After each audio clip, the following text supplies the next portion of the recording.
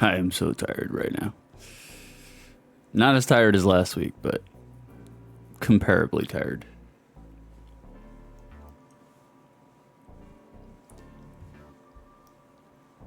All right, boys, we're just waiting for the bridge. And then after the bridge, we'll switch over.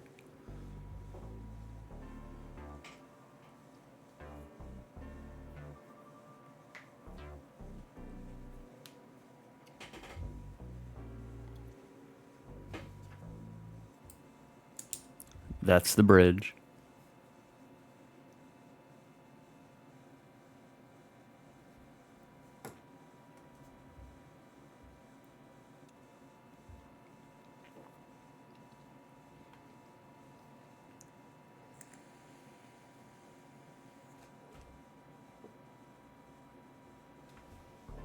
All right, now it's time.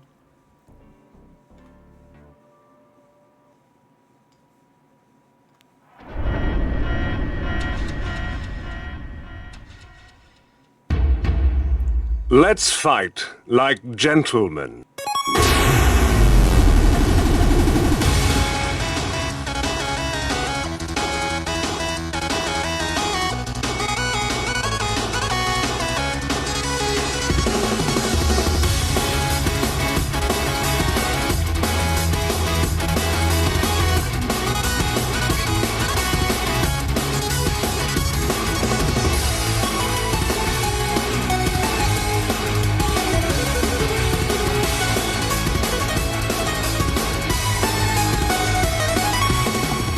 It's showtime! Go for broke!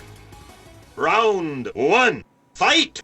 How do, ladies and jerks? It is I, your boy, 6 2/3, back here again with another installment of the BroDown. I am joined here, as always, by my co-host, the Divine Bovine, Judgmental Beef. Beef, you got anything you want to say to the people? Hello, Judgmental Beef here, as always, here with my tag team partner, 6 2/3. Due to his agility and speed and his aerial nature, the man once called the man that gravity forgot. Which would obviously make me the man that gravity told to go fuck himself. Gravity. Gravity, how? Or gravity, I just called you gravity. How is, Beef, in your ancient age, how is gravity affecting you? It is just like life, slowly pulling me to the ground as hard as it can. Yeah, it more and more every year. Yeah, it does. Oh, Lord. If they had told me that, like, at some point in your mid to late 30s, your balls just, like, the elasticity in them just completely unravels. And, you know, like, I had noticed that I was getting old and I was getting the testicular droop when I bought a scooter, when I bought a cheap Korean knockoff Vespa. And so this was like 6 years ago for you? Yes, and like I had sat on the scooter, my second time sitting on the scooter, and I was like, yeah, I got the scooter, look at me, put, 125cc, and I jumped on it, and when I jumped on it, I literally sat on my own balls. So. Oh, God. Oh. Sad thing is I've been there. Yeah, oh, God, yeah. The last time I went to Adventure Island, do you remember Adventure Island? Why don't you tell everybody about Adventure Island real quick? Adventure Island is a Florida theme park. It's a water park. And right across the street from Busch Gardens. Yeah, right across the street from Busch Gardens. Also in the I don't know when the last time you've been to Busch Gardens, but it's sketchy as fuck in that neighborhood now. All right, I'll join in with that in a second, but go ahead and tell everybody about the Adventure Island. But yeah, Adventure Island, it's your standard Florida water theme park. You got a lazy river, you got giant slides, you got big inner tube slides. I mean, anything and everything that you could think of, everything's wet everywhere. It's a water park. It's supposed to be. Correct. So the last time I went to Adventure Island, they have they've got tube slides everywhere, guys. They've just got flumes pretty much everywhere you look. You go in a direction, you walk for 50 yards, there's a flume. It doesn't matter which way you go. You'll hit it or you'll fall into the lazy river. One of the two things. Correct. So in one of the areas, they have like a cliff face built into the side of a pool, and there's flume, and then a different flume. And then at the very far end, it's a cliff that you can jump off into the pool. Uh-huh. and it says on there no flippies. So No you can't do any flippies. No and I flippies. was going to, because at this point I'm not like completely defeated by life and gravity. No. I'm a ripe 31 years old. We're Yeah. bringing Gustavo Octavius Beef back to Adventure Island one more time before we move out of Florida. Correct. Beef still has the leg strength for some flume flippies. Right, yeah, exactly. And so I'm going to do some flume flippies off the cliffies. And I'm looking at these signs, and this lifeguard is standing there looking at me, and he's like, "Don't you flip. Don't you flip." And it's like, "Oh, damn it, I've got the man right here telling me not to flip." Okay. So with my I've always loved a top rope leg drop. Oh, Always Jesus loved Christ, I can see a where top this rope is going. guillotine leg drop like from Psychosis. So that popped into my head. Fine, they won't let me do flippies. I'm gonna do a leg drop. So I launch myself off the flume flippy cliffy, and I do full guillotine leg drop all the way sat out into the water from about 15 feet up. And my balls were way the first thing that hit the water Oh, instead of anything else. Yeah. And my nuts hit the water first, and then my gigantic fat thigh hit my nuts next. Oh, yeah. And I was done for the day. Yeah, just vice pressed it. Like, you're just laying out on a faded patio chair for the rest of the day. Like, I could not move. I think I barfed in the deep end. It was nothing but, Slurpee coloring, just filtering its way out in there. Maybe a little bit of shit, because I kind of, it's like, oh man, that was pain I never wanted to have again. I'm surprised I had any more children after that. that's my euphemism for oral sex. You barfed in the deep end, Like, Barfed in the deep end. like, I'm sure your partners prefer that over spelunking. yeah, spelunking. Oh, Lord. Hey, what's going on, Karis? Have y'all tried peppercorns? Because the peppercorns. Karison has been barfing in the deep end for the last 57 streams. She's got 57 of them. Oh, jeez, why? I know. I agree. It's too many. I was just like, Lord. You see, when you brought up, I thought you were. Have you ever tried flume flippy cliffies? Yeah, Karison, have you ever tried flume flippy cliffies? Like, Jesus Christ. Well, you guys have you guys made it to a water park yet? No. Mm-mm. Come on, I'm a retired pool business owner. You think I want to go to a goddamn Florida water park? Get the fuck out of here. I thought of that just as I was saying it. It's like, oh wait, well, I mean, now that you're out of the business, maybe you can appreciate it more. No, I don't want to see chlorinated water as long as I live. We're gonna fucking wherever we go next with moving, it's just gonna be straight pond water. No, nothing added to it. No circulation. Chunks, black chunks. I mean, it's almost like how I got done with 911, and I never want my phone to ring ever again. Yeah. Oh God, no. Jesus Lord. It goes back into trauma mode. It's like I get PTSD from my phone ringing, and it's like, oh God, is the house blowing up? Oh man, I got earlier in the week I was doing a stream and I got a text from a client. They had texted me a couple days earlier and they're like, Six, we have some black algae in the bottom of our pool. And I've been telling this client for fucking years, you get black algae in your pool because you got a bunch of fucking dirty ass plants all around your pool. Get rid of the plants. She don't want to get rid of them. But I was like, whatever, not my problem. She's like, Six, we have black algae in our pool. Does the new company take care of it? And I was like, yep, they sure do. Just let them know. And so she let them know. And then they sent her a bill for $350 to get rid of the black algae. The algicide to get rid of it, it's like $21. So I'm like, and she texted me and she was like, is there anything we can do? Is this right? Should I go to the pool store? And I didn't even respond. I was just like, it's a lose-lose situation for me because delete and block. Yeah, because it's just like, if I tell her, yes, you can go to the pool store and give her instructions on how to do it, and then she goes and tells the company. The new company's going to be like, you were fucking with our clients, you stole money from us, we're not paying you the remainder 30% of the sell-off. And it's like, if she's already that pissed off at the new company for $350 anyway. yeah, she's gonna quit anyway. So it was just like, I have nothing to gain here. So I just didn't respond back. I was like, I ain't got time for this shit anyways. I'm not in the fucking business anyhow.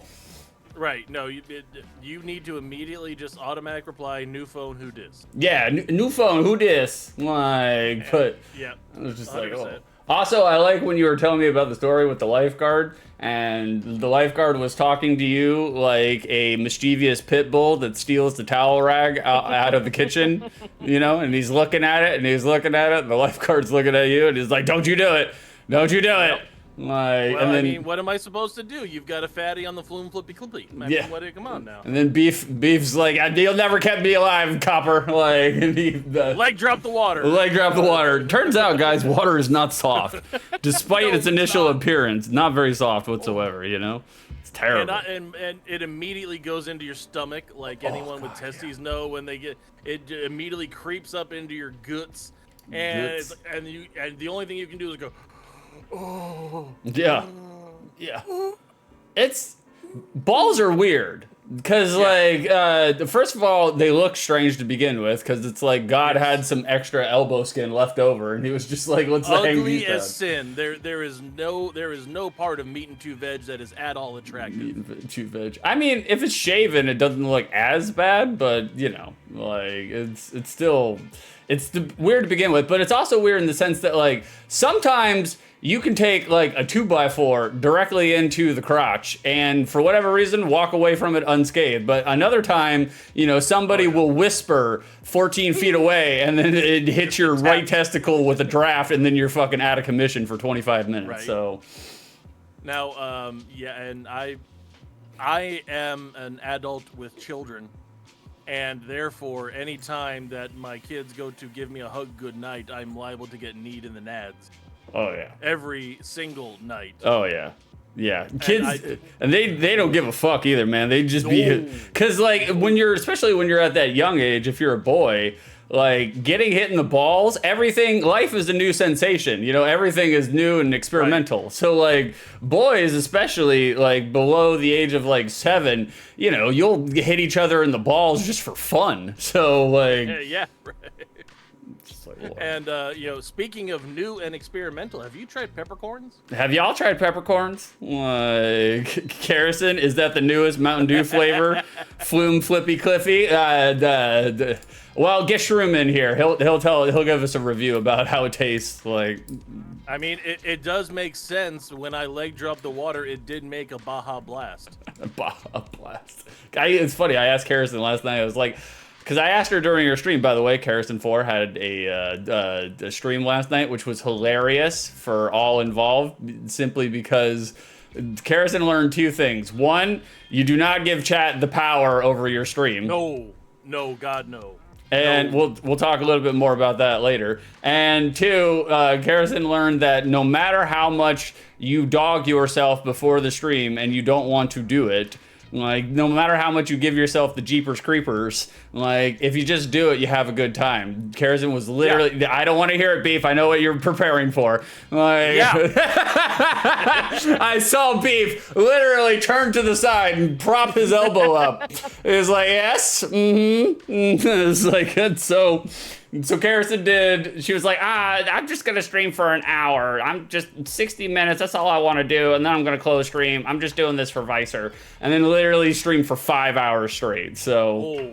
Oh Lord. I was like, she was having fun. She was enjoying it. But I was just like, one of these days, you're going to recognize that the pre-stream jitters is just total horseshit. Just do it. Yeah, I wonder how you would know that. You know. I'm still, look, I all across the board, I am literally a conversation we have every week on the show before we go on the air. Look, all across the board, I am very wisdomatic.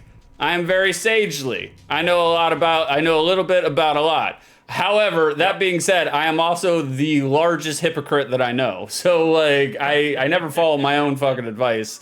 I preach to the choir as often as I can. So, you know. Yep. Kerosene, I get it. Kerosene preparing for stream. I imagine you two being like, what should we talk about? Oh, balls are weird.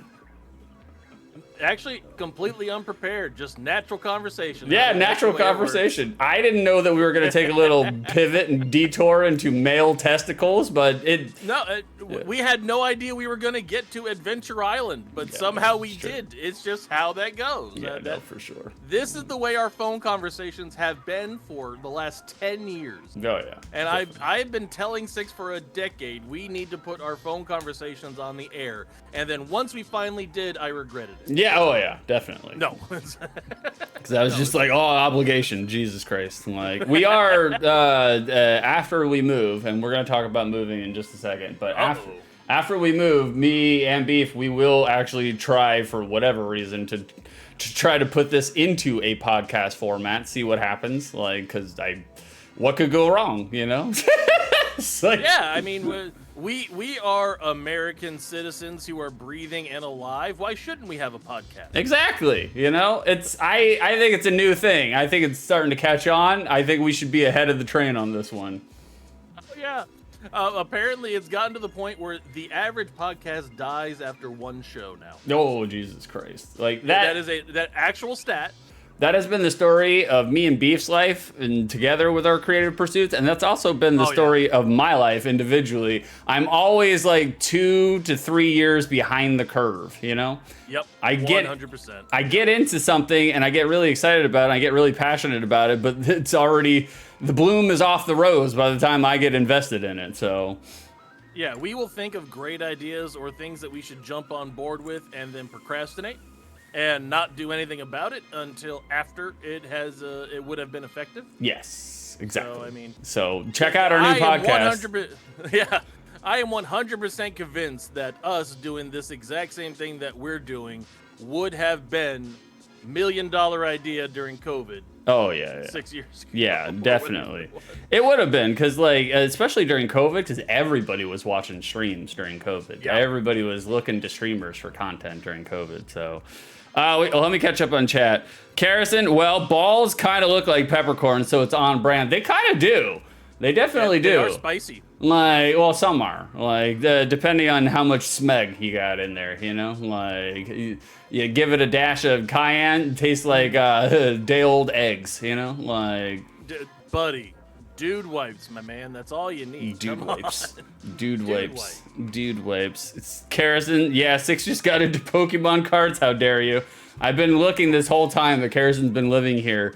I was gifted some Pokemon cards 6 years ago, 7 years ago. Oh my god. I have a bunch of Gen 1, Gen 2 Pokemon cards. Some are actually worth, like, you know, a couple bucks. And, like, and this whole time I've been looking for them, been trying to find them. And I was just like, okay, well, when we move and pack all the shit up, I was like, I'll find them then. And we've been moving this whole time, packing all the shit up for the last week, still haven't fucking found them. And then literally on a whim yesterday while Carrison was getting ready, I was putting away some Magic cards, and it's right here in the box that I look at every single fucking stream, directly in front of my face. And I was just like, son of a bitch.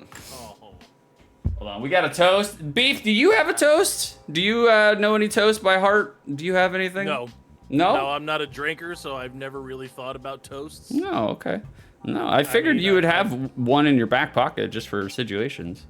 No, I just, sláinte and just go on with it. Yeah, call it a day. I mean, but I don't drink, so I that's never really had the opportunity to toast. That's true too. Like, all right, Knox, we got ourselves a toast. Knox redeemed a hydrate toast. Thank you for the hydrate toast. We'll do this real quick. A toast. A toast. A toast. A toast.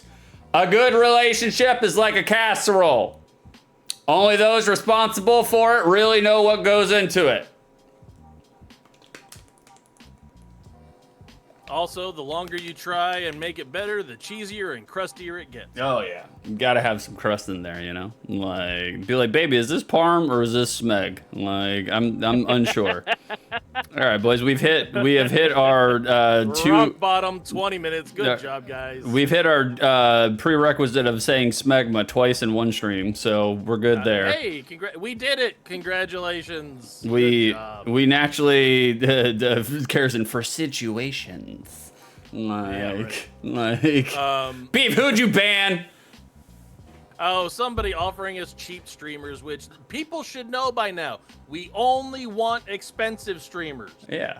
We only want people that cost us money to have you come in and view us. I don't even want streamers. I want chatters. That's the hard part. Also, by the way, if you are a streamer or if you're looking to stream and you're networking and you're doing the streamer thing, that's what me and Karrison call it when people streamers will show up, and I don't dog because it's part of the game, because you have to do it. Everybody does it. It's part of social networking. You have to do this, the fucking, social climb, the ladder climb. But this, we call it the streamer thing. The streamer thing is when a streamer pops into your stream just to make an appearance and say, hi, I'm here, hello, what's going on? And then they do that, and then they immediately go into their stream. And so it's basically, they're just like, hello, I'm here, raid me, please. But they won't just come out and say, raid me, so it's just right. We would respect them more if they just told us exactly what they wanted. Yeah, that's fine, I'm with you. I hate when people go on other people's show just to promote their other spots that have nothing to do with you whatsoever at all. By the way, guys, if you want to see more of Beefy, oldschoolhitsvegas.com. Drop by there. I'm there every weekend, 2 to 4 Pacific time. We're going to have a good time listening to the best classic throwbacks of the 60s, 70s, and 80s. You can get us on the Audiolus app at Old School Hits Vegas. Drop us in a like. We're going to be on Odyssey and Apple Music coming up very soon.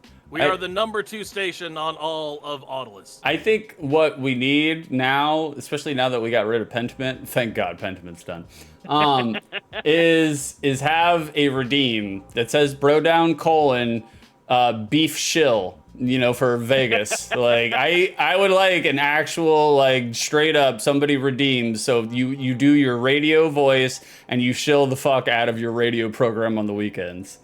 I mean, that's not a bad idea. Yeah. I do have a great natural radio. You do. I don't do it that way, but yeah. Yeah, and Beef's got a face for radio, I've 100% got a face for radio. That's why we put it on the website, oldschoolhitsvegas.com. Well, Beef, we got there naturally. You want to talk about Vegas shits real quick?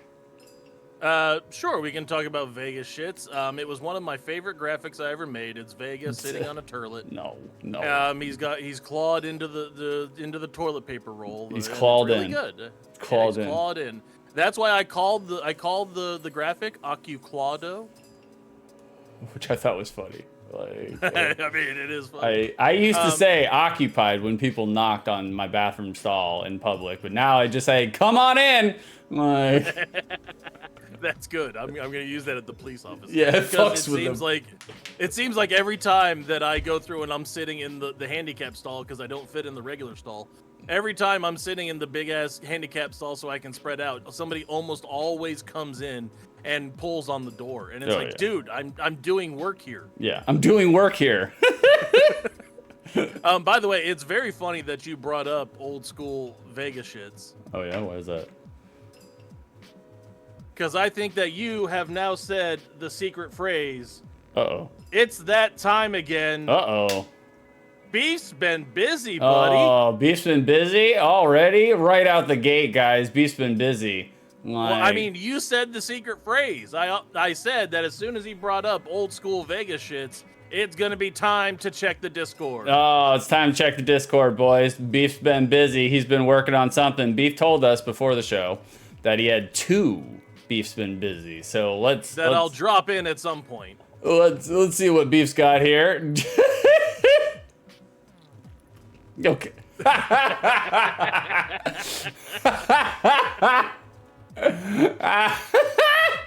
Oh, it's a variation. Oh, I love how you titled it too.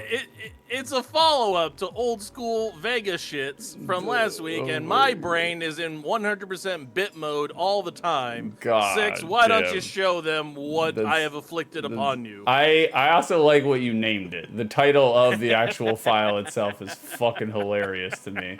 My God damn, that's good. That's very good, Beef. Beef, you wanna run us through what you made here?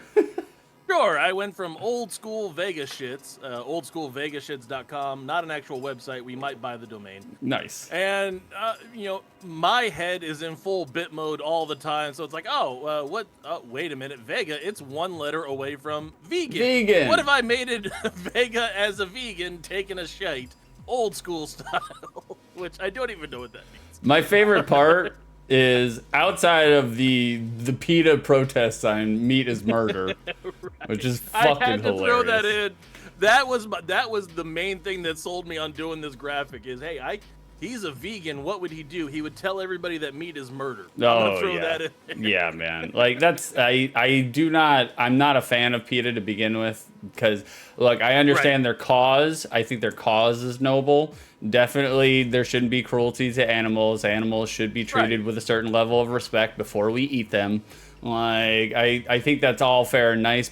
I know PETA leans hard and heavy into the controversial stuff to get clicks, basically, and they've been doing that for years. And it works to a certain degree. It works, but... And, they're also giant hypocrites. Yeah, that's where I was going to go, is the fact that PETA is gigantic fucking hypocrites. Because PETA, they have shelters all over the United States for cats and dogs. However, a lot of their shelters, I don't know the statistics, but at least some of their shelters are kill shelters. They are not no-kill shelters. So they literally exterminate the animals that they're protesting that people save. And apparently, of the animals they save, some very high amount, between 70 and 90% of them get put down. Yeah. So it's it's like, oh, okay. So you're literally doing this for clout and then killing the animal behind closed doors. Yeah, exactly. It's the American way. Fuck yourself. Yeah, promote yourself one way, then do a totally different thing when nobody's looking. Right. Anyways, the graphic. Yeah. Well, the thing that I love most about this graphic, and I didn't realize it until I looked at it again, is the fact that one, Vega is impaling a cucumber. Look, but the part that I didn't, Carrison got there. Carrots, son. I didn't realize that there was a carrot behind vegan because I just literally just now realized that you hid a carrot behind vegan. Well, I had the rose there for Vega, and it's like, oh, well, if Vega's a vegan, I'm going to switch the rose for a vegetable. What's the most... Oh, carrot, done.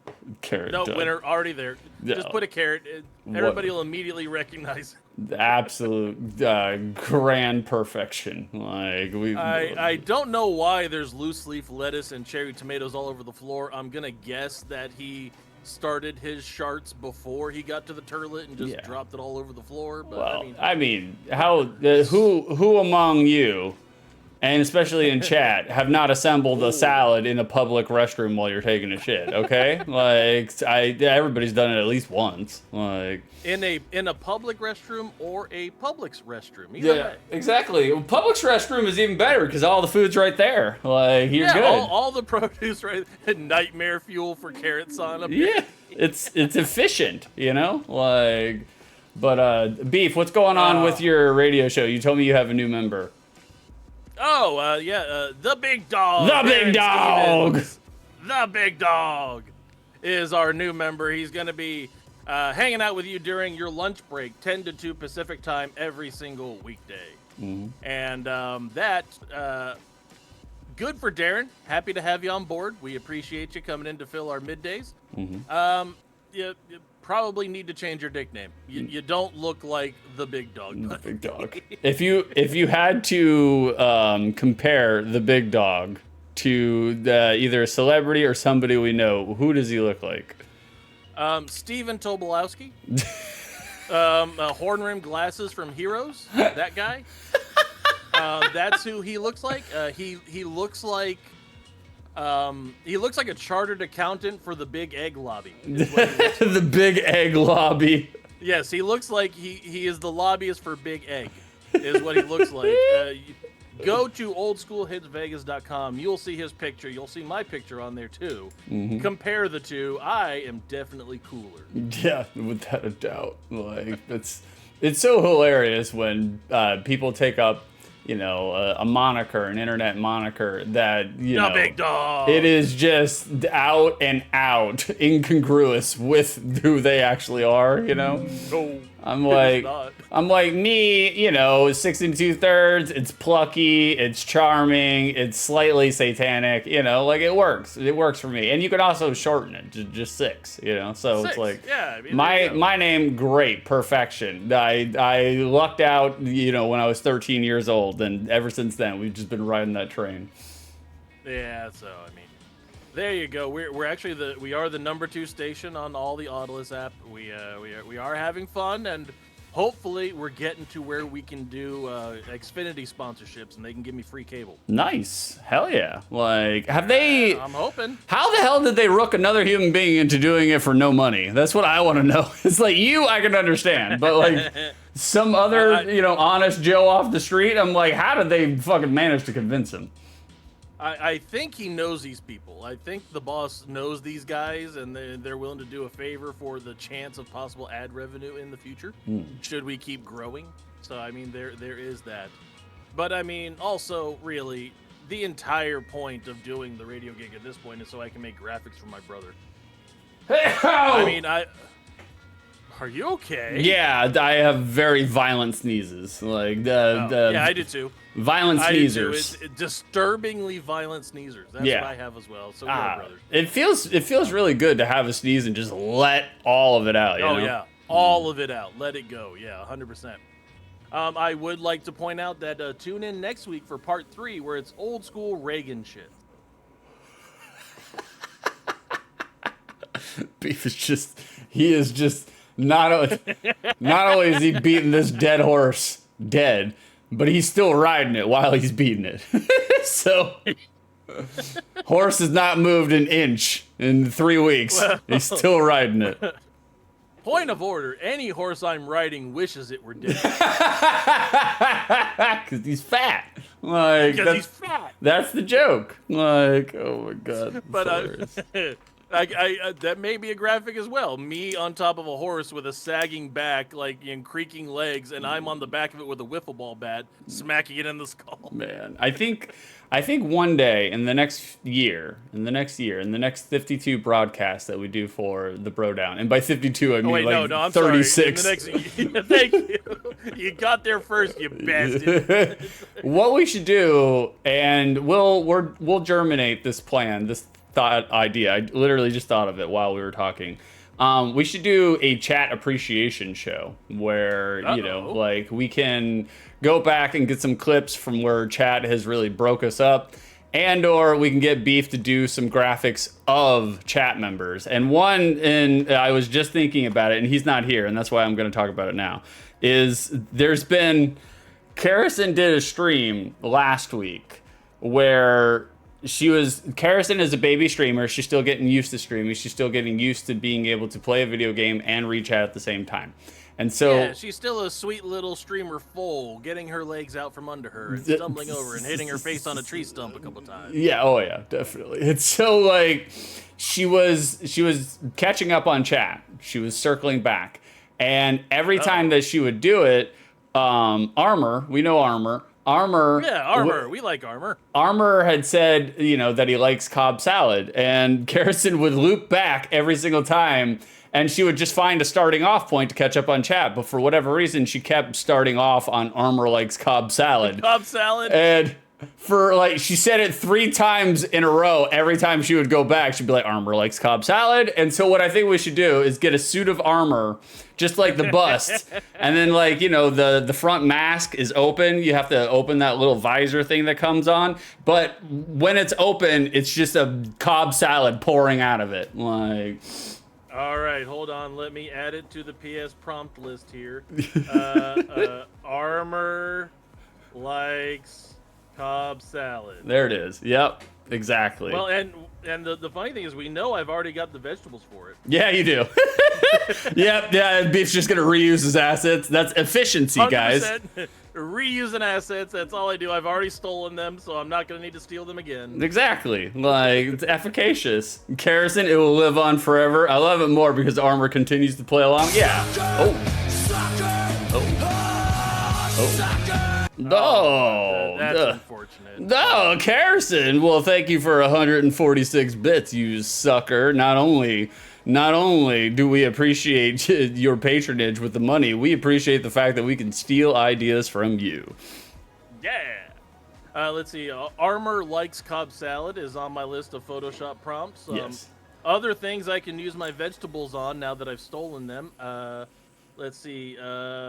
Six and beef sandwich artists. I have that on the list, so I can use it for that. Oh yeah, you can do that horror show that one Blind Dave from Newport Richie did, where she did a sub sandwich that was just lettuce and extra mayonnaise. And just a bunch of cherry tomatoes in a sandwich, which is weird. But It's I mean, very weird. nothing says a sandwich like giant juicy bits when you bite into them. Yeah, Giant juicy bits. I mean, I do like giant juicy bits, like, you know. And I could probably reuse those vegetables for broccoli gargoyle of the weed closet. So Yeah, no, for too. sure. That's actually there. great. That is actually great. Like, have my head as a broccoli floret, and there's just weed plants all around me in my fucking closet. Like, I am happy because I did get to knock out 2 things off of my Photoshop prompt list, and one of them was old school vegan shits, and now I have another one later that I will drop on you that you don't remember the reference to at all, and I don't remember why we referenced it, but it did happen. All right, that sounds good to me. Like, we got Ask a question. 1 second, Carson. I'll answer your question in just 1 second. We got there naturally. So I want to ask Beef a question and then segue into the next topic. All right, Beef, the question is, did you get that package I sent you yesterday morning? Did you sent me a package? Not a package, just an email. It's just it was just like I was referencing, what is it? Space Ghost. Did you get that package I sent you? Did you get that package I sent? Did you get that thing I sent? Yeah. No. Was that Space Ghost or was that Harvey Birdman? Oh, it was Harvey Birdman. Yeah, because it was. I think it was Harvey Birdman. Yeah, yes. That's right. That's right. Like, did you get that thing I sent you? Yeah, exactly. Like, cause like I like that we're referencing the Adult Swim fucking cartoon shows. Right. But I did fucking love Harvey Birdman. That was my favorite show on Cartoon Network for a long time. I was a big fan of Space Ghost too, though. Like, I love Space Ghost. Was fun. I did enjoy Space Ghost. Did you actually send me a package, or did I just check my email for nothing? No, I sent an email. Or well, Amazon sent you an email. Like, I sent your. Did not. I sent your payout. I paid you for Retiremania. Oh, yeah, and there it is. Thank you.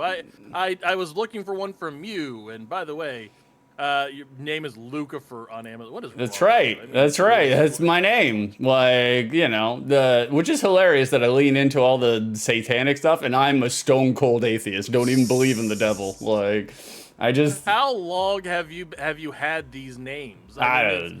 Lucifer since high school. That was right. That's what I was about to say. It's been at least since Edgelord high school days. Yeah, that was freshman in high school. 6 2/3. That was Edgelord 6th grader. So like, right, Edgelord 6th grader. Lucifer was Edgelord high school days, and now at this point you're just Edge Surf. You're not even Edgelord anymore. No, I'm not. I have renounced my lordship. I'm no longer a pool lord. So like, I am just a commoner like all y'all. Like.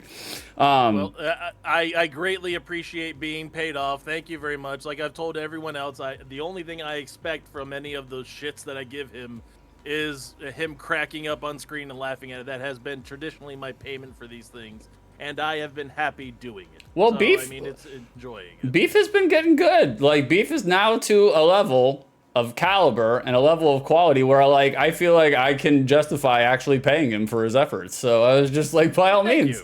I was like, let's give him some money. So I sent him a $200 gift card on Amazon for all of his Retiremania assets and the video that he made for the BroDown, the intro that he made for the BroDown. So I was like, all right, let's give the boy some money. I got some money. You know what I used my birthday streams money for? The birthday gift that you gave me? What'd you use? I used it to buy an Eagles Christmas stocking. Okay. But I bought an Eagles Christmas stocking in April because I just spent it last week. I should have clarified with you. Do you actually use Amazon for stuff? Like, I don't even know if you use Amazon. No, we gave up Amazon in January. We stopped using it altogether. No shit. So, okay, but that that's works. okay. That's fine. We can still get in there and order things and just get it as it comes in. You can use it like we use it. We buy our toilet paper and preparation H wipes from Amazon. It's way cheaper. Nice. Yeah, absolutely do those together. I used $100-something on an Eagles Christmas stocking, and we went to, Mrs. Beef and I, the Lady McBeef. Lady McBeef. Lady McBeef and I, we went to a fancy steakhouse over in Frankfurterland, here nearby Nuggetsville. And we went to fancy steakhouse, one of those places where you buy the steak separately and the sides separately, and we ended up dropping like $200. Oh yeah, look, if there's a menu and they ain't got a price on it, you know it's gonna be high. Like, yeah. or But if they you know what? emphasize right off the bat everything's a la carte, yeah, it's gonna be high. Yeah, but it was delicious. Every Yeah. single bit of food was perfect. I had a beautiful $50 ribeye, Oh, and I didn't even have to ask for A1. I didn't even have to ask. I for went A1. to a fancy steakhouse and did not ask them for A1. Now, they did have a blackened crab and shrimp dressing that you put over and oh, god damn, it was fire. blackened Oh, shrimp. that was so good. and Yeah, crab it was like a dressing. blackened shrimp and crab Cajun sauce. So good. Did it taste Oh, like it crab was and so shrimp? good. Slightly with some Cajun seasoning, but it was Okay. mellowed out to go with the steak, so it was like surf and turf.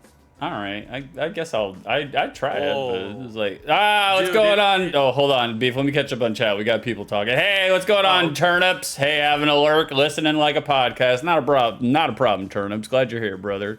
Yeah, But that's all right. that's right. Thanks. Give Turnips a shout out. By all means, go to Turnips channel and follow him. He has hilarious test streams. Like, so. Just make sure that we have established earlier in the show, make sure you participate in chat instead of just showing up and having to shout you out. Six hates that like you just got done saying. No, Turnips is good people. He No, was he is, supporting Turnips. Karison all last night during her 5-hour scare-a-thon. So like, Oh no, I love how, by the way, you guys get into professional streamer territory already doing the jump scary game all the time. Oh yeah, yeah, exactly. The for overreaction sure. for YouTube shit. Exactly. It's funny to me. The stuff that Six says he told me personally that he hates and would never do. No,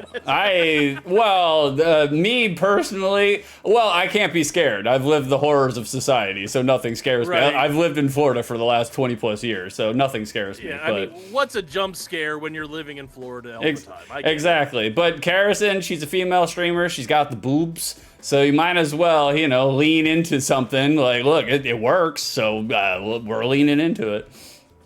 Right, and by the way, when they're Karisons, they're called sand dunes. I don't understand that. Oh, because Egypt? Okay, now I understand it. I was like, sand dunes. Sand dunes. That's Sand dunes. Like, Lord. Karison, Turnips is friend shaped. He is friend shaped, without a doubt. Yeah. The Turnips, I'm washing up. I will be chatty shortly. Don't worry. No worries, Turnips. Take your time, man. Yeah, You were you up. never want to interact with dirty turnips. I Well, understand. Turnips, I'm pretty sure Turnips lives over in the UK, so he's like 5 or 6 hours ahead of us. So like, and he was up late last night in Karison's stream. So by all means, brother, take your time, do whatever you got to do. Well, Like, turnips, go get you some cucumber sandwiches, heat up the tea kettle. We're going to be on for a couple hours. Yeah. We enjoy having you here. Thanks. I think Turnips also on our Discord. We appreciate you being yeah, there. no, for sure. We appreciate y'all. Oh, while we speak of it, Beef mentioned it. He uttered the name that shall not be uttered. By the way, guys, if you like any of this, especially Beef and Mine's banter. And why wouldn't you? Yeah, and why wouldn't you? Come on down to the Discord. Come on down to the YouTube. Come on down and give me money for the quesadilla food truck dream, because that's where we're going next. Because, guys, I don't know if you knew, in the next year, we're going to start streaming out of a quesadilla food truck. So we need your money in order to acquire the quesadilla food truck. So pay up, Right. get off your wallets. Y'all, grandma doesn't need insulin this month. The 6 needs more cheese for the quesadillas. Yeah, 6 is going to be starting as, who was it? Tito Santana told us. A vegan tofu-based quesadilla truck. It's going to be called New School Vegan Shits. New School Vegan Shits. It'll be the biggest quesadilla in town. That's right. Be good. That's me. For those that don't know, Beef did a birthday stream, or Beef contributed to my birthday stream. Oh yeah, we will get back to it, Carrison. From anything that I've known about 6, he will just ignore something for a little while and then eventually get back to it. We'll circle back. Like, Carrison, okay, here's money, sucker. But mostly to answer my question from earlier, please. Yeah, not a problem, Carrison. Carrison asked this question, have you played Deja Vu for the NES? I did play Deja Vu extensively as a child for the NES. I have never played it for OTL. Feel free to redeem, baby. I know why you're asking. You should definitely redeem it. I was a huge fan of Deja Vu for the NES when I was a child. Why am I not remembering this at all? Deja Vu is kind of like it's a point-and-click adventure game. So like you play. I remember Maniac Mansion. Yeah, and, it's like Maniac Mansion, but you don't actually physically move, thank God. And like you play a amnesiac detective, and you're trying to figure out why you don't have your memory, who's been murdered, so on and so forth. Freddie Dingo dropping in just here for his daily peppercorn. He's having Sunday dinner with the extended Dingo family. What is a family of dingoes called? I don't know. Colonizers? Like that's so wrong. Well, the only problem is that like Freddie is so nice and genuine and sincere and funny. It's kind of hard to rib Freddie. So it's like the only thing I have is that he's British. And that the Brits say words funny. That's all I really have. Like, so I have to, I have to do what I got with here. So, well, Freddie Dango with his pack of dingoes. It is a pack, by the way. So good job, Carrotson. Yeah, it is a pack of dingoes hanging out in Yorkshire. Yorkshire for their nice Sunday dinner. Have some Yorkshire puddings with your roast and gravy and mushy peas. Congratulations. That's right, mushy peas. Thank you for dropping in. All right. Wow, we got you down there, Carrison. I wrote you down. Deja Vu, Carrison, you're on there, baby, for sure. We will do it in the next, probably not the next NES. Maybe, though. I don't know. Yeah, one of the NES OTLs. We will put you on there for Deja Vu. Like, all right. Well, what are we doing today, Six? We bloviated for 45 minutes. Let's get into show topic. Yeah, show topic. I was gonna say today is 420. That was gonna be the natural segue. Like turnips. I'm always pleased to hear Six and Carrison say chuffing, knowing I've Freddy to thank. You do have Freddy to thank, because like other than the UK streamers, the UK invasion, like. The only place I've ever heard of the word chuff is on the British Bake Off show. And I always thought chuff had a negative association with it, but it turns out, it's one of those words that can have both, but usually it's used for positive. The positive inflection, yeah. Normally it's I am chuffed or I'm not chuffed. When you're not chuffed, you're not happy. So there you go. It's the baking. I watch a lot of British television. Well, I wonder what the etymology is for chuff. Like, why does chuff mean a good thing? Like, because it definitely doesn't sound like a good thing. Well, I mean, if you think of chuffed, it sounds to me like a wank, and a wank is good. Having a wank is good, inherently, so, I mean... having a wank is good, but being a wank pheasant, not good. Right, like, or even just being a wanker is not good. No. Which is odd, because wanking is good, but being a wanker is not good. Because it's like... That goes to true British thoughts. If you enjoy something, you're bad. Yeah, exactly. That is a very British thing. Carrison, I looked it up before Freddie says to. Etymology 1, from dialectal Northern England, not Scotland, chuff, originally meaning puffed with fat. Oh, okay. I am puffed with fat. That's not actually the case. I mean, puffed with fat is going to be the byline of my autobiography, I think. Yeah, I was gonna say I was gonna reach for doing a beef is fat joke, but I was like, you know what? I already did one this stream. I'll Right. leash back. I'll rein back. Well, no, I still like the guy Gravity told to go fuck himself. I enjoyed that bit. I thought Yeah, that was fun. exactly.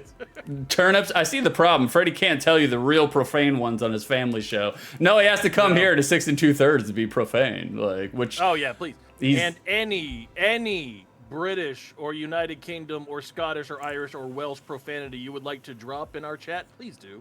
Every single Sunday morning, right here, 8 a.m. ish. Yeah. EST. EST. Correct. So our natural segue is today is 420. Today is the day, the holy day of marijuana. It's like, Yay! And it's also WrestleMania. it is WrestleMania, and that's where we're going to go next after this topic. Beef, do you have any resonant marijuana memories? Dude, I have smoked like 3 times in my life. Exactly. I know. I That's- mean, yeah.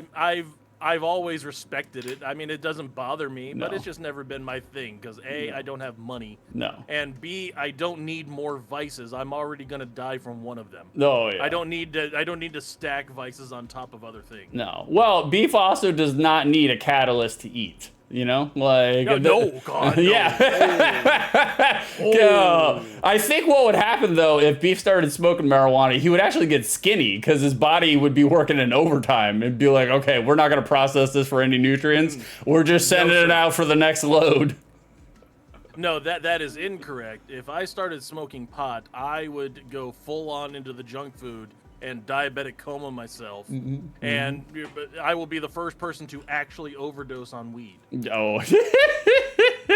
Well, especially because now they have the high-powered edibles, so like that doesn't even taste like weed; it just tastes like candy. Like, Yeah, that is not something I need. I don't need brownies that get me high. Yeah, I do no. that enough on my own. it's like it's a vicious cycle. You know, you eat brownies laced with marijuana, it gets you more hungry to eat more brownies. And like, Like, no. I have a hard enough time ordering from Domino's website to feed my children while we sit down to watch wrestling yesterday. I'm literally going through, it's like, oh, that sounds good. Pizza, stuffed crust pizza. Oh, how about a sandwich? I'll get a sandwich and some pasta and a salad. And oh, look, cookie brownies. And oh, I'm not going to make it through the night. Yeah, definitely.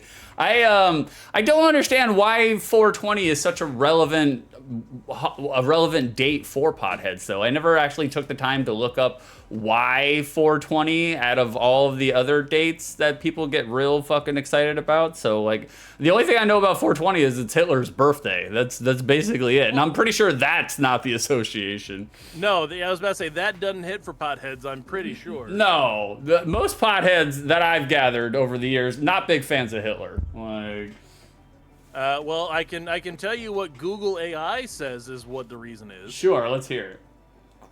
The origin of the term 420 as it relates to cannabis culture lies with 5 high school students in San Rafael, California. That checks out. They called themselves the Waldos. They used 420, Lewis, to refer to their meeting time to search for an abandoned cannabis crop based on a map. Later, the phrase shortened to 420 and became a code word for consuming cannabis. Wow. The Waldos met at the Louis Pasteur statue on San Rafael High School grounds at 4:20 p.m. Wow. Oh, I never knew any of this. I thought Yeah, it was maybe like a cop code, you know, for marijuana possession. That was Nope. the only thing I could think of. The story was later popularized by Stephen Hager of High Times, the magazine, and the connection to the Waldos was made more widely known in 1998. Initially, High Times was also incorrectly attributed to the origin of the term to a police code, which also led to other spurious origin stories becoming common. Spurious. This has been another use of the Google AI. There you go. I love that Beef is now reading Wikipedia. Like, that's it's a segment. And Kirsten says, love that Beef is reading this off of pbs.org. I mean, there you go. If anybody is going to need to sell pot to fund themselves, it's going to be PBS. after Elon gets done with it. Oh Fuck's yeah, sake. Jesus! Like Harrison said, it is PBS. I was reading the same article. Like, Yeah, so it's Google AI. So whatever Google AI stole it from, which I'm sure is the first actual entry that's not paid for to be at the top. yeah, definitely. I don't really. I'm not a person. When I was a teenager, I was very much into 420. I was like, yeah, 420, bro. Let's smoke weed all day. But now as an adult, I don't need an incentivized day to smoke a bunch of weed. I do not need any sort of impetus to have a heroic dose of marijuana on any other day. You know, like Right. For me, it's like Valentine's Day. It's like, oh, I don't need a day to tell me to love my wife. no, exactly. You know, that sort of thing. Or Halloween. I don't need a day for me to put on a dress and eat candy. Oh, you got the wheeze laugh on that one. Like, I actually wheezed in the middle of that. Like, Kirsten's laughing her ass off, too. Like, I only have, like, one real resonant story from 420 that I can think of during my... Resin-int? Yeah, resin int. Like, yeah, I'm giving Beef the door. I was like 14 and I had a quarter of weed, which at 14 I was like, we're in the money, you know. So right. I was You're doing the Scrooge McDuck yeah. stems. Yep, exactly. Yeah. And it was me and a friend, and it was on a Saturday, and I was just like, hey, let's smoke weed every hour on the hour. And he was like, yeah, let's do it, by all means. Well, 5 hours in, my friend fucking passed out because he was a wee little guy. He was a wee little man, so his body could not handle that much THC. And then I think it was like by the 6th hour, I was smoking weed again, and we had a tent. Like, we had erected a tent inside of my bedroom. Your shorts. Yeah. Oh, yeah, okay. And we were sitting there, and we were... That was good, Harrison. You added the quote. That's real good. That's real good. And we had erected a tent in my bedroom, and we were smoking weed inside the tent and hotboxing ourselves and creating a little THC sauna in there. And by the 6th hour of me, like, ripping bongs... I guess I got too high and I got motion sickness and I just vomited all over the inside of the tent. Oh, no. Inside my bedroom while my friend was sleeping, God. just puking all over the place right next to him. He never woke up, but it was kind of hard to clean all of it up with him right next to it. All right, hold on. I think you need to reset your resonant bowl. All right. We got some redeems here. Knox redeemed the singing bowl. We'll do that first. Oh, reverse order, Knox is asking.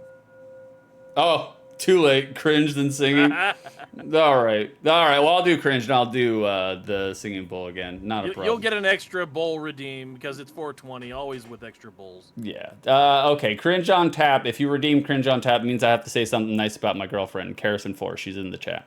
The thing that I would have to say nice about her is that, like, all right, guys, we're peeling back the curtain. We're gonna give you some of the real. Like, yesterday when I woke up in a very, very. Kirsten said, "Uh-oh." Like, I woke up in a very, very depressive mood. I am a depressive. Like, clinically verified, clinically diagnosed. I do not take medication. I just handle it with marijuana and cognitive behavioral therapy. So, like, 100% puts the bi in bipolar. Oh yeah, for sure, without a doubt. Harrison, he woke up like this. Don't you give me ugly pretty Sonic? What the fuck? How dare you? Like, or pretty ugly Sonic. Which one is it? Sorry, I was taking a vape. I thought Beef would have something put there. I had nothing else. I hadn't even seen that. Knox, I knew you wear a mask, Six. I do wear a social mask from time to time, for sure. I have to blend in with these people, so, you know, like, and so I woke up depressed. I was thinking very low about myself, and I was not very happy with myself all the way around. Streaming, friends, interests, my ability, all of it in the shitter. From the moment I opened my eyes, I was just like, God, why am I on this planet? And, like, look, I'm a person that deals with depression on a daily basis. The majority of the time, I'm just kind of like it is what it is. Life's still going to come at you tomorrow. Just show up tomorrow. It won't be so bad. Every moment in time is just temporary, good or bad. Just get to the next moment and things will feel better. I've done enough LSD to know that even in the midst of you being depressed, it will go away. It will be replaced by happier times. So I don't really get super invested when I'm depressed. However, yesterday I got caught up in it.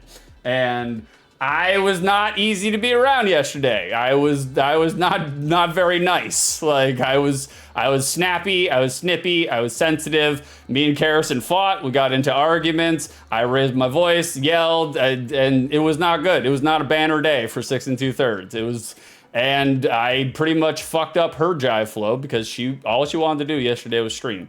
She was just trying to get a lot of stuff done, trying to get packing done, trying to get adulting done so she could go stream. And so I fucked it up because, especially if you're trying to be a streamer, the last thing in the world you want is anything to put you in a bad mood before a fucking stream. And so shut up, Knox. Cringe on tab 6 talks more about himself than Karrison. Like, I'm laying the background. This is all for context. And so... Right. Me and Karrison got into a fight. We got into an argument. I did not handle it well. I had to go hat in hand and be like, look, baby, I fucked up. I was the one who fucked up today. I was the one who made mistakes. Everything that happened, I can guarantee you virtually 85% of it was my fault. So I'm just like, look, I'll take the heat. It's on me. Like, you should be able to stream. You should stream. You wanted to stream this morning. Like, and if there's any part of you that still wants to stream, you should still stream. And she was resistant at first because, she had a hard day. We were arguing all day long. It was not a very good day for her. She was all stressed out. And even despite all of that, she gave in, she acquiesced, she surrendered, and she's like, okay, I'll stream. I'm just gonna stream for 1 hour, and then she streamed for fucking 5 hours. And then, so my cringe on tap is the fact that even amidst all the obstacles that I put in her path, all the obstacles that she put in her own path, she still summoned up the courage to do something that was good for herself, that made herself feel good, made other people happy to see her. And so instead of kiboshing and taking a dive bomb, she decided to do it for herself. And well, she also said she mostly did it for Vicer. Vicer's going through a rough time right now. He's having a hard month. And, well, I mean, I don't mean to put all of his business out there, but, it's fine. I don't think he would really care. Vicer's dad just died the other day, so, like... Oh, that fucking sucks. Sorry. The person he's taken care of and has been taken care of for, like, the last 10 years, he's a caregiver, so he died. So he's been a little down in the dumps. Karrison decided, despite all of that, to still do a stream to entertain the boy, to still do a stream for a game that he recommended. And so that's my cringe on tap. That's why I love her. So, well, first off, before we go anywhere else, Vicer, we love you, buddy. Stay strong. Take comfort in your partner York, and the two of you together can get through this. I know. Be strong, pal. Also, your partner York. Right? They're not. No. Also, I would like to point out that that was lovely and nice and great. And by the way, it is the most Florida man thing that you have ever brought up and said about your girlfriend, that I'm going to compliment my girlfriend. And the compliment is, even though she was mad at me, she still listened and did what I told her. That's right. That's right. See what you made me do. Dude, that is, come on. That's You're like OCD Jack Nicholson and as good as it gets. And Helen Hunt tells him, pay me a compliment. And he goes, I've been taking pills more. Exactly. And it all ties around to, you make me want to be a better person. Okay, great. That's nice. For sure. Like, well, we all have our bad days, and I definitely had one yesterday. So I was just like, well, no, I get it. You gotta take your licks, and you just gotta move on to the next day, because if you sit there and you beat yourself up, guess what? You're more prone. If you sit there with self-judgment and self-loathing over how you acted and how you treated other people and blah, blah, blah, blah, blah, you are more prone to having another relapse with depression if you're just sitting there beating yourself up. So I accept that I made mistakes, And we're moving past, and we're just going to try to do better the next time. That's all we can fucking do. Yeah, that's all you can do is try to be better tomorrow. It's just funny that, you know, your overall lesson and compliment was, hey, you should listen to me more. Yeah, exactly. No, I am 100% with you. Depression is it's a snowball rolling downhill. It'll just keep building up and building up and building up until it rolls over you. And by the way, things building up momentum until they roll over you brings me to my next graphic. Oh, Beef's been busy. We're gonna transition. This is the new Beef's been busy. It is the number 2 of the one of the show. The number 2 of the one. The number 2 of the one. It's the shit of the piss. The shit of the piss. The number 2 of the one. Speaking of things that will build up momentum and roll you over, 6. It's time to check your Discord. All right, we got our second. I'm still kind of beside myself with the shit of the piss. Like I don't even know what to say. What the fuck is this? What the fuck is this, Beef? This is hilarious. God damn. All right, Beef's got another piece been busy, and I love. So at some point, I wrote down the prompt from a chat suggestion of Indiana Jones. It got brought up from somewhere. I think we were talking about Harrison Ford's.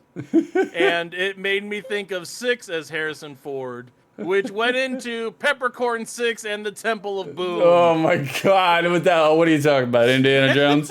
Like Jesus Christ! I think my favorite part about it is not just the facial expression that I'm doing, which perfectly matches it, but also the your head that you put onto the ball. It's just hilarious expression work, like absolute. God I have damn. used these 2 headshots a lot lately, but they work in so many different contexts. God, man, it's so fucking funny to me. I also love the fact that Beef's been busy, because then we can add new graphics to the image slideshow that plays in the background. Oh, yeah. So like every week, 100%. I look forward to the fact that right before BroDown, I get to add 1 or 2 new graphics into it and then see it while it's playing. Big fan. Beef. Hey, John dropping into chat and cashing in his daily peppercorn. It could be one of the ones from the sack that 6 was using to replace the idol. Yeah, exactly. It could be. What are we doing, Johnny? How you doing, Jonathan Nazarene? What's going on in your world, brother? Like, whoa. So, what is your favorite part of Peppercorn 6 and the Temple of Boom? Easily the fact that you just globbed your head onto the actual boulder. Which looks like, at least in this graphic, it looks more like a pinball than it does anything. Oh.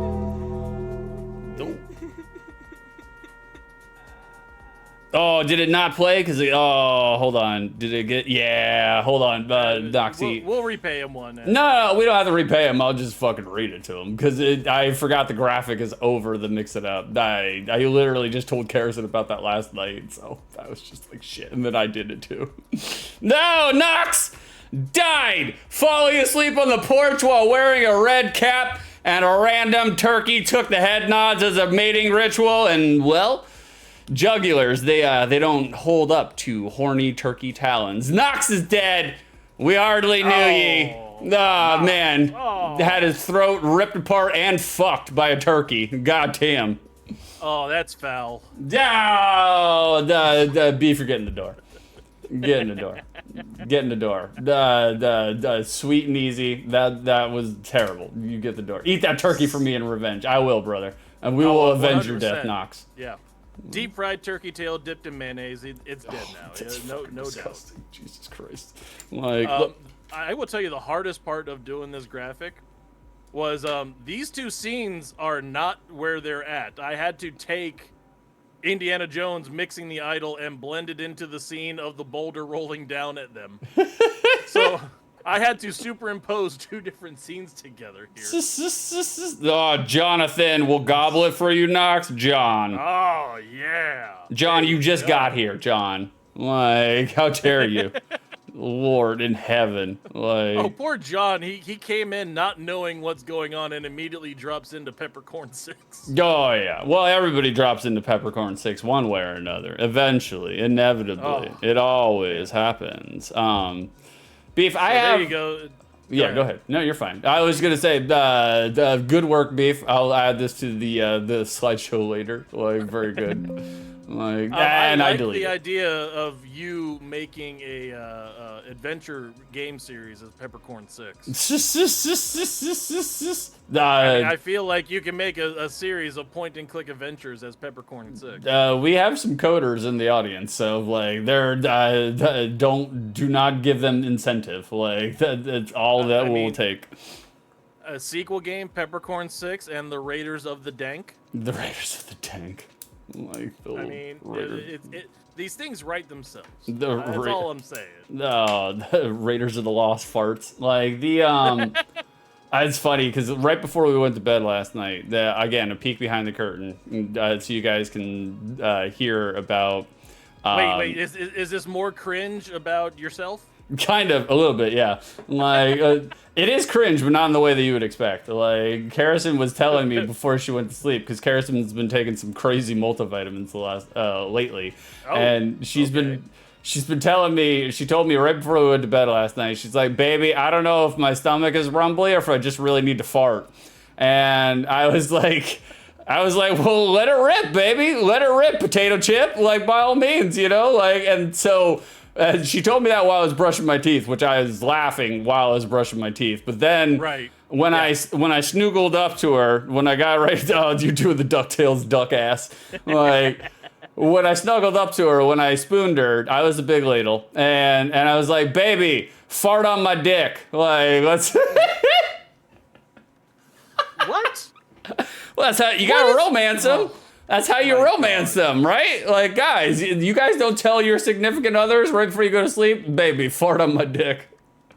Nope, not once ever. I have never said that at all. Kirsten said, I did not, so don't worry. I wasn't worried. I was the one who watered it. So, you know, like, it gets warm. In my head, you do that, and it just brings to mind Stewie in stuck in the vault with Brian, going, "Why does that turn me on?" You know, that sort of thing. That's pretty good Stewie voice.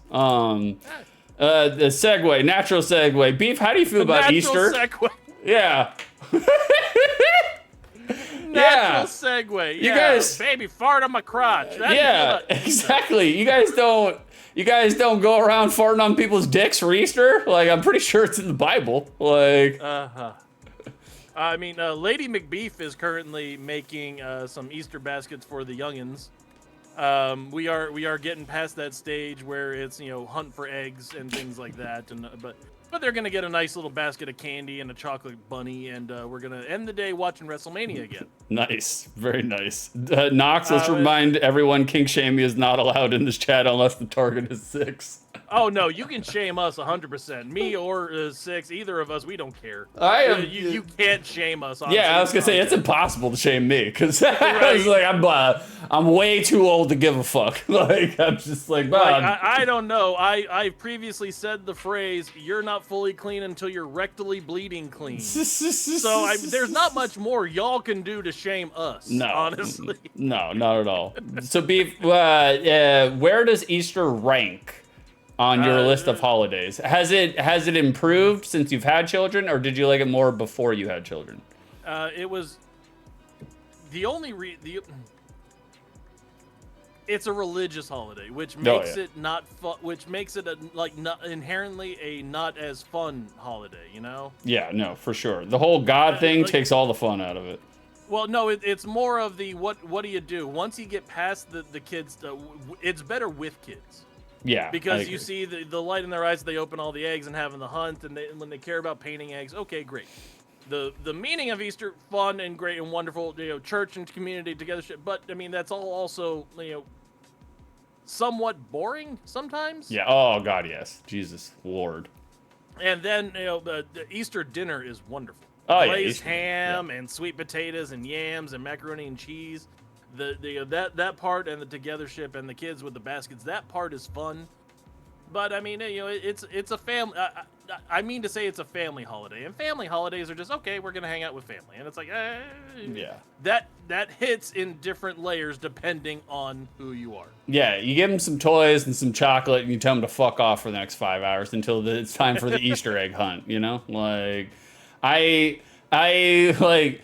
Especially with kids, Easter egg hunts are interesting because for two reasons. One, if you use actual eggs for the Easter hunt, if you use actual painted eggs, And inevitably what will happen is one of those eggs will be forgotten and lost. And then 5 weeks later, you'll be going out to your driveway and you're like, what smells like shit out here? And that's from the egg that's been rotting in the sun for the last 5 fucking weeks. yeah, rookie mistake, buddy. You'd never use real eggs for an egg hunt. You will have handheld mayo grenades. Oh god, yeah. Or alternatively, the worst part is you use a plastic egg.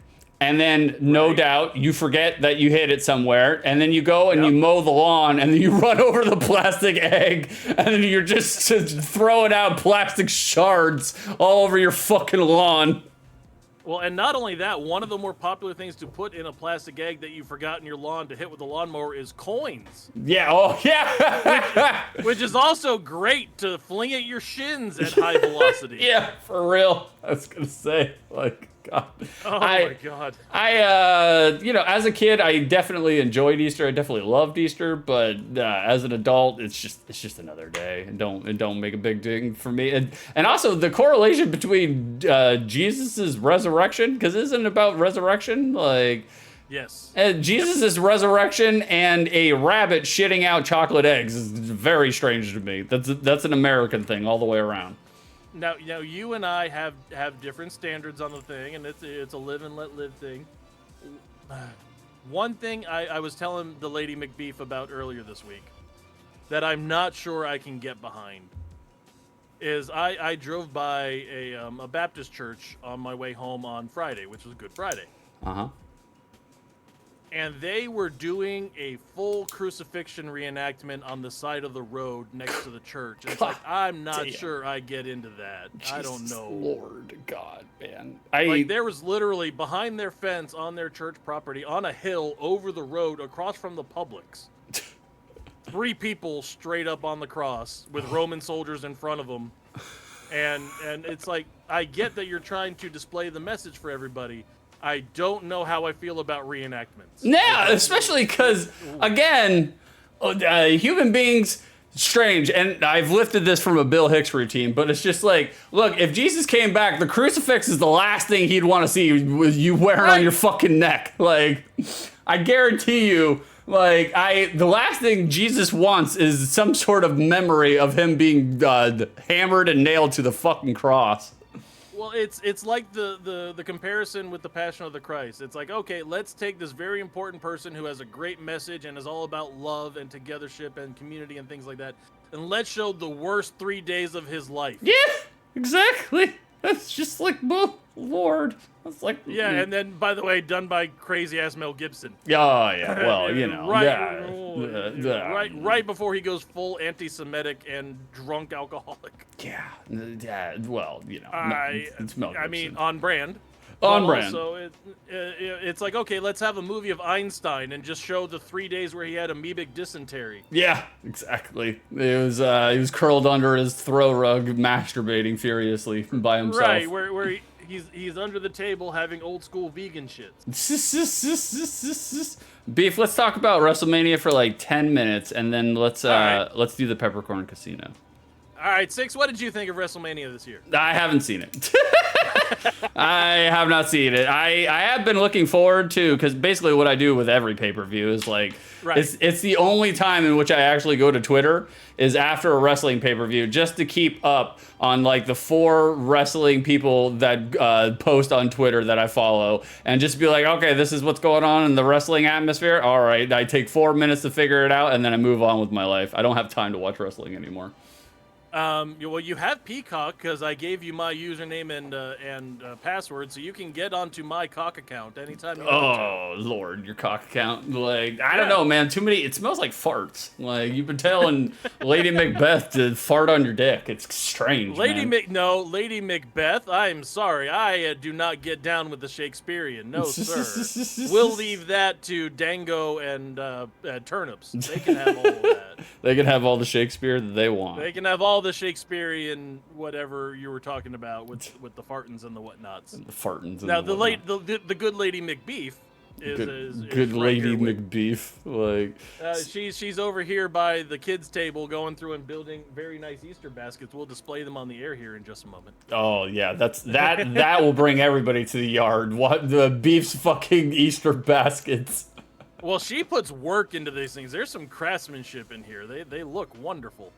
I would like to point out to everybody, hey, I told Six, if you put WrestleMania in the title of the show, we'll get some guaranteed views, and he didn't do it. No, I didn't do it because we took like an hour and 20 minutes to actually get to WrestleMania. So I'm just right. like, It took an hour and 20 minutes to get to WrestleMania. Meanwhile, haven't even talked about moving. no.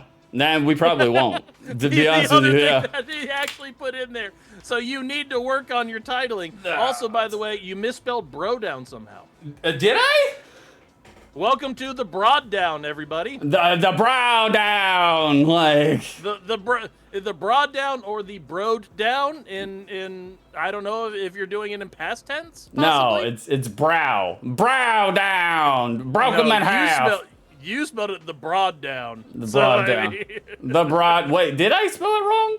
Yes, you 100% on the title of this stream right now. The BroDown. The broad down. I swear to God, dude, what is wrong with you? I was more tired I mean, last week too. Like, Jesus Christ. The broad there's a down. list. God, that's fucking funny as shit. Oh, I love it. Anywho, the Hall of Fame was on Friday. Triple H spoke for an hour and 15 minutes. Lord, And man. God bless, that dude went into every single story of his life. I heard on the internet that he said, Vince McMahon, I love you. Well, he did, but it's also his father-in-law and the grandfather of his children, and he said it's complicated. And there's a lot of things, but when you love somebody, that whole thing. So, you know what? That's his relationship with that dude.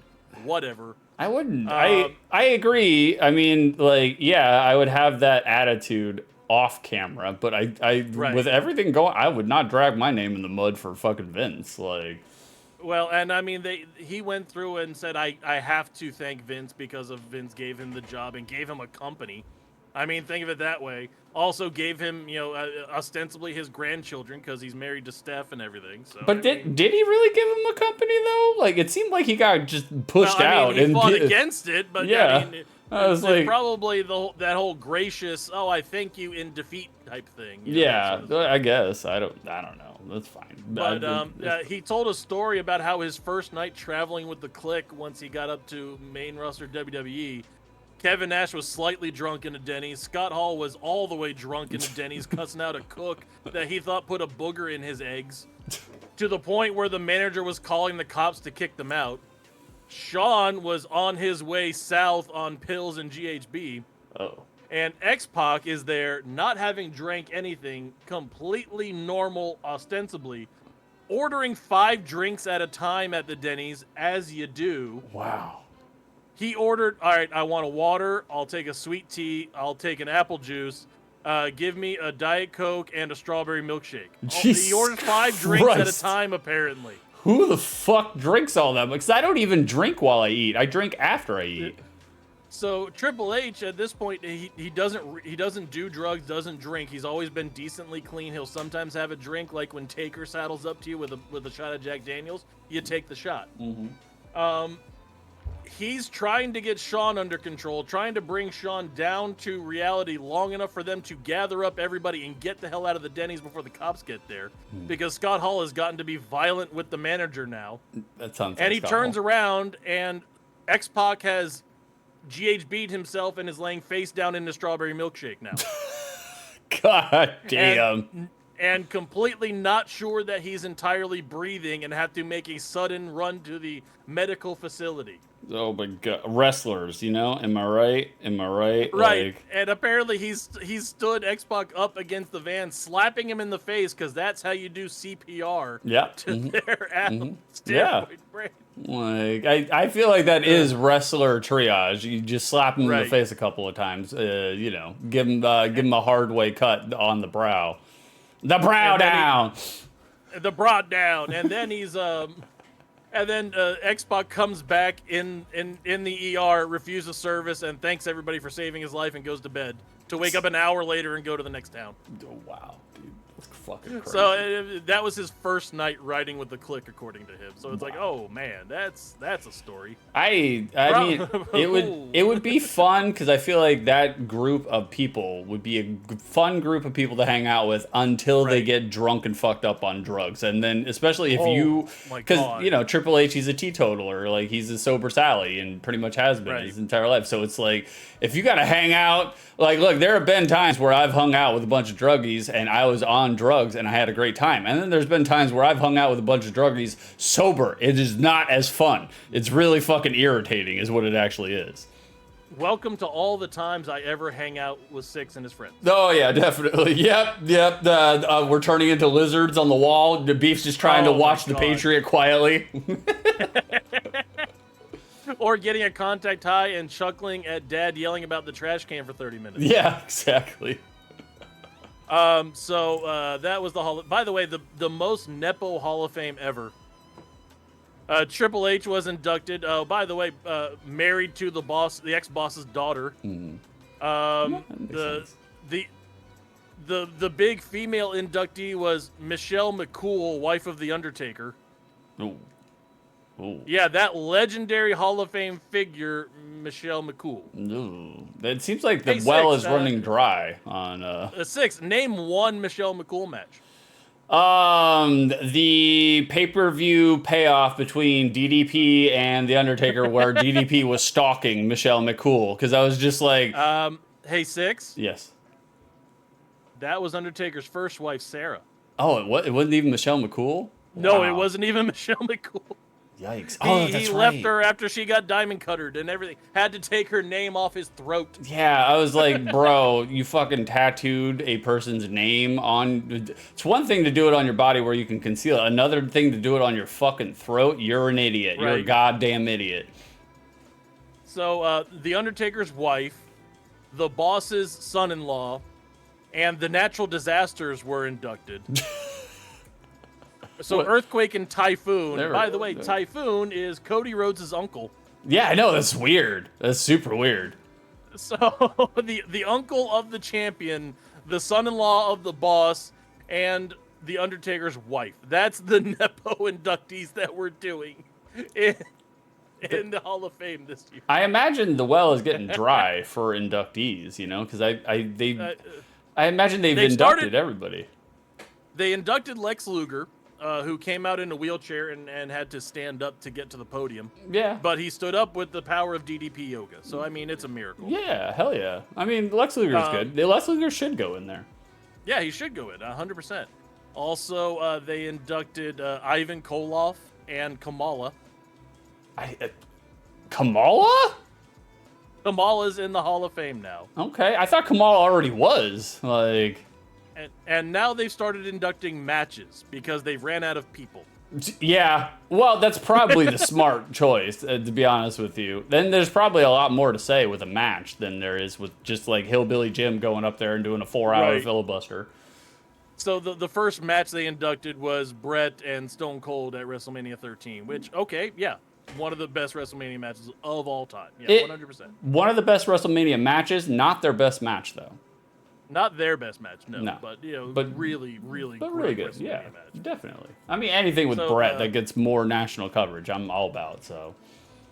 So that was the Hall of Fame. Night 1 of WrestleMania. Gunther lost to Jey Uso. Jey Uso now a singles world champion. That I don't know if he should have lost to fucking Jey Uso, but if they're getting Gunther out of the mid card title reign, is it the mid card title? Well, it's the number 2 title. It's the Raw World Championship. Okay, well, if they're pivoting, hopefully down the line they'll pivot to Gunther against fucking Cody, because I think that's the match. Yeah, and Gunther I think will eventually be a world champion. He should. They had some pretty good matches. All in all, it was a great night of wrestling, I thought. Even Jade Cargill versus Naomi wasn't bad, especially when Jade Cargill caught her out of the air in the middle of a buff blockbuster and gave her a jackhammer out of it. Oh, no shit. Wow. Like literally caught her by not just like smooth power slam motion, caught her in the air, picked her up for a vertical suplex at that point, and then jackhammered her. Jade Cargill's a beast. It's funny. It's funny because Tonio, our graphic artist for all of our streams, he messaged me a picture of Jade Cargill, the pin. She did a pin where she's basically sitting on the Naomi's face and holding the leg backwards, licking her hand. Yeah, and Tonio just sent me one line. He said, "What the fuck? I love this wrestling shit." That is the way Jade does all of her pins whenever she's hit jaded on somebody. She also hit there have been some ridiculous moves. She had Naomi up in the electric chair, threw her in the air, turned around, and gave her a nasty power bomb. It was ridiculous what you can do to a human being. Yeah, like, well, good for Jade Cargill. Seth Rollins, CM Punk, Roman Reigns closed the show. Paul Heyman ended up turning on both of them and going with Seth Rollins. So spoilers for GO Beef, who's over here trying not to pay attention, but we'll watch the main event later. That's like I said, it's kind of weird, man. Like They have not been super effective at getting Seth over as a heel, and nobody is a better heel than Paul Heyman. I think Seth just needs to go away for a little while, you know? Like, I mean, maybe, but he's been doing his best work against Punk and Roman, so I think they could heat him up. I think that'll end up being pretty good. I mean, it is a natural feud, Seth and Punker. So, like, I think they do well in that regard. Like, they bring out the best in each other, especially the fact that I think they've squashed the beef now, but the fact that they did not like each other as real human beings, like. Now, I will say the most fun match that my kids had, and this is where I'll leave you off, is Rey Mysterio got injured on the night before WrestleMania. I can't believe Rey Mysterio is still wrestling. Yeah, he's been wrestling for 30-something years. So he started when he was 16. Yeah, but I'm sorry, he started when he was 13. God damn, though. I'm just like, Rey Mysterio has been around forever. Right. So he was going to have a match against Chad Gable because Chad Gable has been having a bad time against luchadors. Oh, right. He lost to Penta in his debut. He lost to all the other luchadors on Raw. So he goes to Mexico City to find out how to beat the luchadors. How do you unlock the secret? And then all of a sudden debuts a brand new luchador, El Grande Americano. Which, by the way, was my gimmick name as soon as I traveled across the border to Mexico the first time. Yeah. Oh, yeah. I got off the plane and they went, El Grande Americano! That's also my drink order from Starbucks. So, like... Right. That is. And it's just Chad Gable dressed out in a red, white, and blue luchador outfit with a big stars and stripes mask with eagles on it. So, okay, I mean, yeah. So it's like the Mr. America gimmick. Right, they're doing the Mr. America thing. And Chad Gable shows up with a doctor's note saying he's been sick and couldn't have been him. And they have security escorting somebody in a Grande Americano mask out in the back behind him. All right. So ridiculous stuff like that. So they're getting... The best thing about it is anytime that he's in a match, all he does is yell random Spanish words. Baños! No, he debuted, did a diving headbutt to Rey Mysterio, stood up and went, Gracias! And security pulled him out. Or his entrance this time was they had a 20-piece mariachi band and turned the screen sepia tone to make it look like a spaghetti western as he came out. Okay, I like that. And there was 5 trumpets and 4 guitars as you do in a mariachi band. Yeah, of course. And all of them were wearing El Grande Americano masks, which was a great touch. And he comes out, throws his cape off, and yells, Hola! And that's it. And just Ryan just goes to the ring. He did the Tito Santana. Like, No, he did do an Olay. Olay! There's Ola and Olay. Yeah, he did do that. But this dude showed some chops. They ended up replacing Rey Mysterio with Rey Fenix. He did a moonsault 450. Wow. Jesus. So El Grande Americano, Chad Gable, did a backflip and a half and landed back first on top of Rey Fenix. God damn. No shit. That was nuts. We did not expect that from him. So yeah. Does Randy that was a lot of fun. Does Randy Orton still have an open challenge? He does. That's going to be tonight on WrestleMania, night 2. Randy Orton with an open challenge. I'm betting on Rusev coming back, actually. I was gonna say, who do you think, or is there a rumor mill right now going around? I have been staying out of the rumor mills like I do for every WrestleMania weekend. I just stay away from what people suspect to happen. I like to try to be surprised as much as possible. Yeah, no, I understand that. Is And plus, WrestleMania the night after WrestleMania is still a big thing, and that's available on Netflix, so I'll be watching that as well. is WrestleMania still like a bloated 2-day affair, or did they tighten it up and trim it down?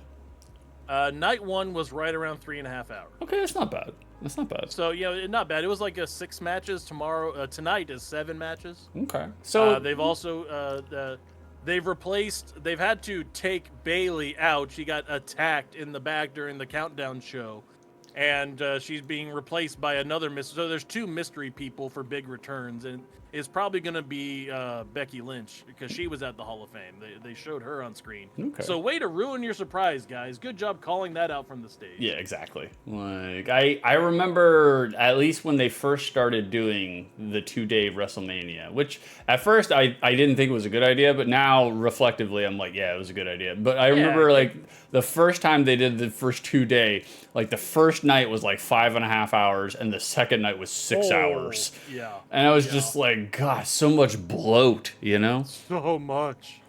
Now it was a 4-hour show, and there was 2 hours of wrestling. So there is that. God. That there are a lot of ads and music breaks. In Living Color did play CM Punk live out to the ring. Hell It was cool yeah. seeing them. That's pretty fucking cool. Yeah, I enjoy Living Color. They are a lot of fun. That was enjoyable. Paul Heyman with his spray tan. Good to see him get dressed up and make his skin bronze for his showing up at WrestleMania. Except he did. The only problem with spray tan is you can't get in between the lines on your hair. So he had a white line going all the way around his horseshoe. And looked like a walking Orange Julius. It was not the best. I think it works, because if you have a smarmy, heel, although Paul Heyman's not really a heel manager right now, though. He's kind of... No, he is now. Well, I think Paul Heyman, he has so much accreditation and so much kudos in the biz that I don't think he'll ever really be a heel, but he's a heel in theory. I think turning on Roman Reigns and CM Punk at the same time, and I think they're going to make Seth lean more into the heel-ish thing. They might even take away his sing-along song. Yeah. Which, man, we heard enough of that last night. Well, that's the thing. If you're a bad guy, you cannot have a sing-along song. Yeah. Like it just doesn't work. So yeah, that's about what we're tonight. Cody Rhodes versus CM Punk in the main event for the WWE Championship. Oh, we'll see where that goes. John Cena, fresh off turning heel. The Rock is in town, so that's probably going to have something to do with something. Oh, Jacob Fatu did win the U.S. title off of LA Knight in a really good match there. Oh, very good. Hell yeah. All about Jacob Fatu. I love some Jacob Fatu. That dude is a superstar. He is going to be a big deal no matter what. So that man makes me believe. Oh. Here you go, Beef. Beef, you can read this one. This is the Beef original. Oh no, Carrison's died. She asphyxiated after going too ham on the Careless Whisper saxophone solo for their Wham cover band, Kapow. There you go. Carrison's dead now. We hardly knew you. You went a little too wild in that sax, baby. I'm sorry. I was worried that I was putting a hat on a hat too much for that joke, but I definitely wanted to get Wham cover band Kapow in there. Kapow. Like, it's so terrible. Like, Careless Whisper is a great song. Wham cover band. Absolute really great song. A great song. CM Punk, so real quick, we'll end on this, and then we'll move to the Peppercorn Casino. CM Punk, he's mainlining both nights? No, it's Cody Rhodes versus John Cena. Oh, okay, gotcha. Okay, all right. Yeah, but they had a great bit. CM Punk, he was the last one to come out on the show for the match, and they did a video of him of his first promo in WWE where he's talking about being straight edge and how he's addicted to wrestling and everything. But they juxtaposed it with his young ass self doing the interview, and then him repeating the words as an old ass man saying the exact same things. Oh, no shit. And it was a really great hype promo for him. That was good stuff. Hell yeah, man. I love anything and everything to do with Punker. Even if, like, all the rumors and all the hearsay is that Punk is an asshole to deal with. But, you know, I've never believed all of that because most of that comes from Meltzer and the Young Bucks. yeah, So, exactly.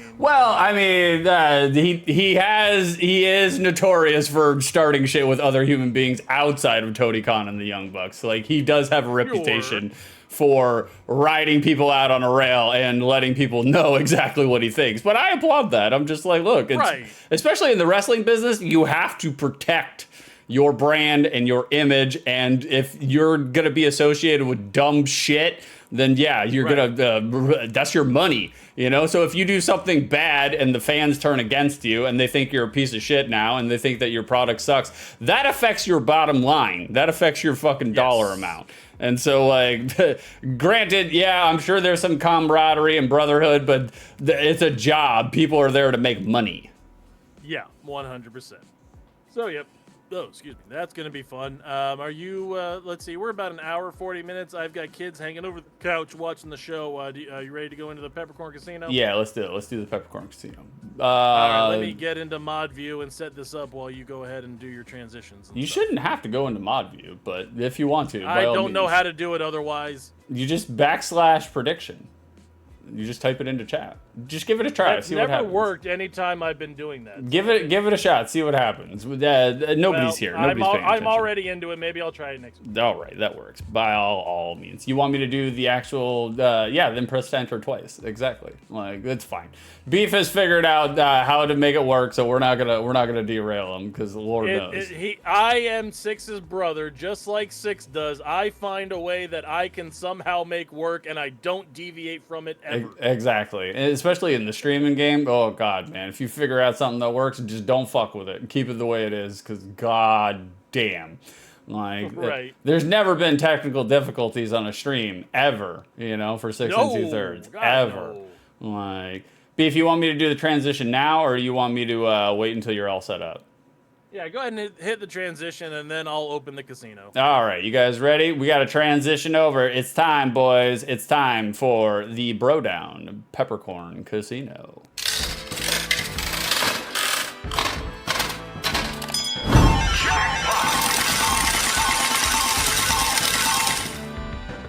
There it is, boys. We have made it. We are in the Peppercorn Casino. I got some new casino jazz music that I already muted. Whoops. I love how I build it up and then forget to take it off mute. There you guys go. This is literally, I was like, man, because I was playing Caesar's Palace music on the NES. And that's good, it works. However, it's 4 minutes long, so I have to constantly jut back to fucking turn it back on. And so I was like, let's get some casino jazz. So this is YouTube's finest of casino jazz. Oh yeah, the finest of unlicensable music. Yeah. Making sure that you don't get copyright stricken again for something. For sure. We will. We'll catch one anyways. Like, Beef, you want to explain? Throw our title graphic up, the Peppercorn Casino, and leave that one up there. Gotcha. While we explain what's going on, you have 2 minutes to vote. Use your peppercorns. Get in there. Just like always, I will bet on 6. I have 10 questions for... Oh, wait, damn it. I've screwed this up. God. Hey, what's going on, Franklin? Wow, the first stream I watch on my new PC is the BroDown. Beautiful. And Beef is dead? Right, oh, there he is. Yeah, no, he's... Wait. Now your camera feed for me is the right feed. What do you mean? Because the one that's been going on, the one that you've had to manage, it shows me back here with all of the background stuff. Now it's close up on my headshot. I have no idea. So the camera corrected itself for right then. I don't know why. It still doesn't allow me to, because I used to be able to just hover over Beef's Discord, and then it would keep the camera up. But now, for whatever reason, I actually literally have to pop out Beef's webcam in Discord and then do it from there. So I'm running blind. That's why I'm reading chat from my phone. All right, well, Six, go ahead and mark Six as the winner of this one, and I'll open up a different Peppercorn Casino to fix it. We'll do. Ah, that's right. Give Frank a shout out. Have y'all tried Frank over there at Super RPG Friends? Because he's suiting back up. He stole all of the charity money from Children Without Spleens, and he decided, oh wait, 6? Okay, 6-1. All right, we'll give it to 6. There it is. Right, the Frankie there, the voice of the spleenless. the voice of the spleenless. Wow, Beef rigged it. Beef rigged the poll. He gave himself all the peppercorns, guys. Wow, and Beef gave himself a 30 peppercorn profit on top of that. Suckers. All right, so let's see here. Let's fix this one. Carrison, it says, I don't understand the casino question. Like, that's true. How many circles will 6 jerk? Like, it is kind of the Carrison said, what am I gambling? Peppercorns, you're gambling your channel points for the opportunity to win more channel points. You guys are gonna want to start savoring. You guys are gonna want to start saving up because we're gonna have new redeems. One of them gonna be a Balatro redeemed. Make me do a Balatro run. However, the fact of the matter is that Balatro run's gonna be very expensive. So you're gonna need all your fucking peppercorns because Carrison found out the hard way that if you make a Balatro run cheap, people will redeem it, and then you're stuck doing a Balatro run for an hour and 15 minutes before you actually start your stream. All right, so the way that Circle Jerks works is we're going to have one subject and then one comparison. And the only thing that Six is going to have to do is he's going to have to say higher or lower. All right, higher or lower. Everything will be quantified in some type of numbers. So we will put, compared to one thing, blank compared to the other thing. All he has to do is say higher or lower. Okay. And then the subject will go to the subject will move into the front part, and it'll just make a big circle all the way around, and that's why it's Circle Jerks. All right, that works. All right, we'll let people. How many higher or lowers will 6 get right? It'll either be 6, less than 6, or more than 6. The casino has reopened. The casino is reopened. Technical difficulties. Too many farting on dicks, you know? Like, you gotta close down the casino. All right, the casino. Every now and then, a cyber truck blows up in front of a casino. It's got to close for a little bit, and then reopen with some scorch marks. Reopen with some scorch marks. Beef has opened the casino, reopened the casino, fresh from renovations. Cash your bets, boys. Belly up to the bar. Win peppercorns by gambling peppercorns. That's what we do here. Now, I have 10 questions for higher or lower questions. He has a 50-50 shot on any of these. I, as always, will bet 5,030 peppercorns. Of York's exactly peppercorns. On 6. Well, at this point, they're kind of everybody's. Yeah, Beef is stolen from everybody. I have parlayed York's peppercorns into a large pile of everyone else's peppercorns. Even after betting, I've still got 42,000. Carrison said, okay, I'll gamble. Frank said, well, thank you. Frank said, morning, folks, just trying to get the bad boy back in action the way it's supposed to be. I have all the data, just a matter of making it all work now. But on a good point, once I get my old PC set up as network storage, I'm going to have like 10 terabytes available storage off my machine. Very good. Very good. Very nice. Congratulations, Frankie. Good to see you back up and running, buddy. Yeah, brother. I was going to say, John must be absolutely lost over the fact that he doesn't have someone to stream with on Tuesday and Thursday nights. Like, I feel bad for John. I do too. The Carrison, I stole 10K from Frank in honor of Beef. She did steal 10K. Earlier in the week, Frank, we did a Peppercorn Casino on whether or not I would beat Hylix 2, the end boss, in 5 minutes or less. Guess what? I did not. And Frank pushed all in. He bet like 10,000 peppercorns, and Carrison stole every single one of them. You hate to see it. That's sad. I mean, I love You to see it. shouldn't I be thought it was stealing hilarious. from your listeners, Carrot Son. I mean, you really shouldn't be. By the way, where's York? He's here. He's Okay, hanging out in chat. He's lurking. Yeah, he's lurking. He's doing his thing. He's We doing the York appreciate you, things. buddy. Thank you. Like, of course. So get in there, place your bets. I think has the casino closed at this point? I don't even know. Yes, it has. All right. All right. All right. So let's do it. Here's how. Let's get these professional graphics going. There it is. Bada bing. We have this graphic. All right. So this is going to be for circle jerks. All right, 6. When compared to Married with Children, the number of seasons of Married with Children is blank than the number of years between Super Metroid and Metroid Prime. Oh, Jesus Christ. What a weird fucking question. That's what all of these are going to be. They're going to be super weird, esoteric, and I made all of these questions myself, so they're going to be hard as balls. So Yeah, good luck, buddy. Okay. Super Metroid came out 95, 94, 95? I think 95. Okay. Prime came out GameCube, right? So 2002? 2001? Maybe. So Married with Children was on the air, I think, for like 7 or 8 seasons. I don't think it was double digits. So I'm gonna say. So if I say higher, then that means Married with Children, the seasons have been higher than Super Metroid? Yes. Okay, I'm going to say higher. I'm going to say there were more seasons than there were years between Super Met and Metroid Prime. There were 11 seasons of Married with Children. Oh. There was 8 years between Super Metroid and Metroid Prime. You are 1 for 1. Good Ah, job. look at that, boys. I was wrong as fuck, and I still got it right. Like, The joys of having a 50-50 chance. Good luck. Good job, buddy.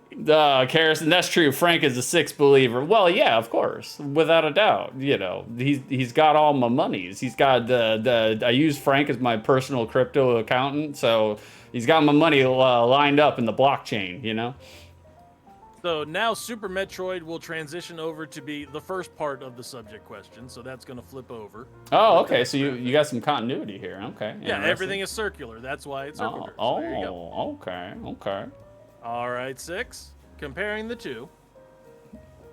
The max missile count in Super Metroid is higher or lower than the total number of UFC numbered events. Oh, okay.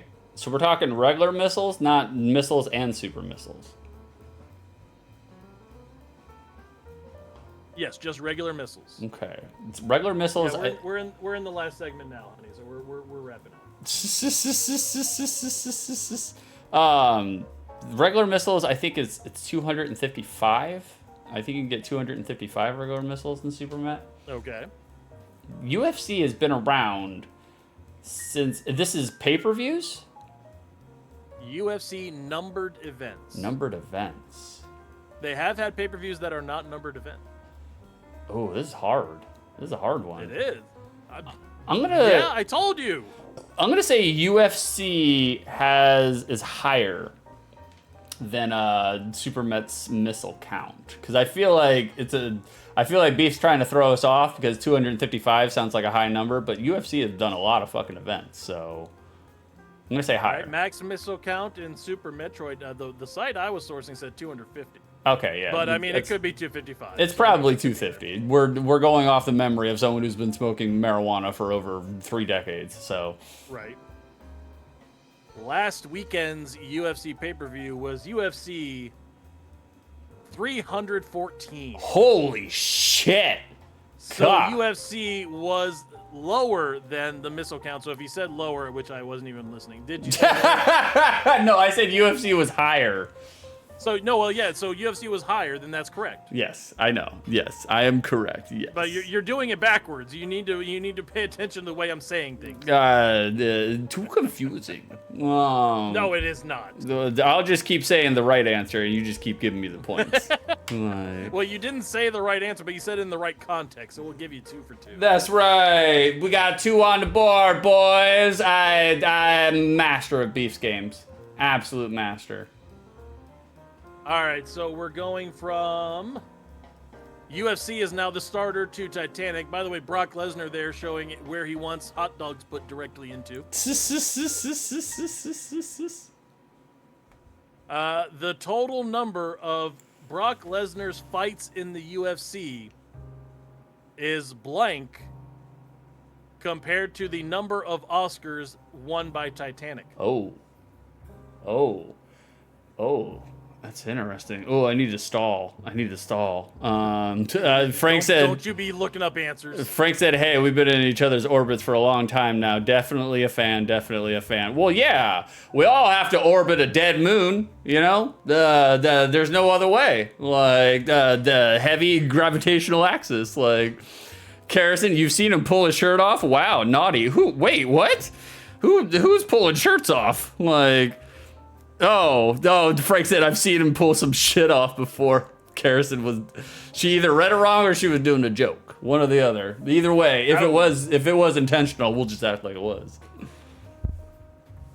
We may have to take a pause on the game real quick once you finish this question, so that way I can come back, because we might need to take a piss of mezzo real quick so I can watch the kids get into their baskets. Oh, you got to do that now? Jesus, Lord. Yes, because Gio's about to head out of the house, and Mrs. Beef would like us all to participate together. Okay.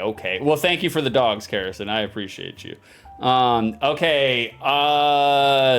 Brock Lesnar only had like 8 fights, I think, or like 5 or 6. He didn't have a lot of fights. So like, especially after he got his shit stuffed in. That diverticulitis came upon him bad. I'm gonna say okay, you said Brock Lesnar.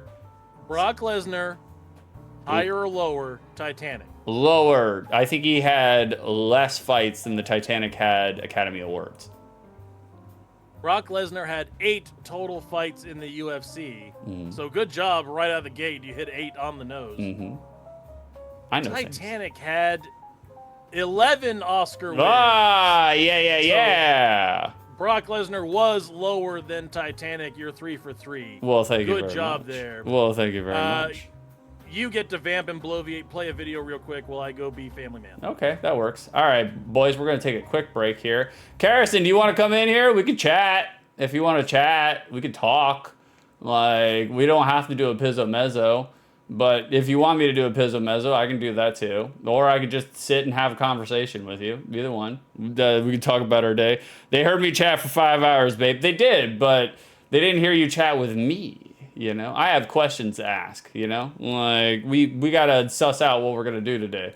Have y'all tried peppercorns? Because Frank is dipping in. He's got 40. Holy shit, Frank. You got too many. Karrison, okay, let me see if I'm camera appropriate. Just come on in here. Who gives a shit, you know? Nobody cares. Like, it's no big deal. I'll make sure to have Beef's chair on cam.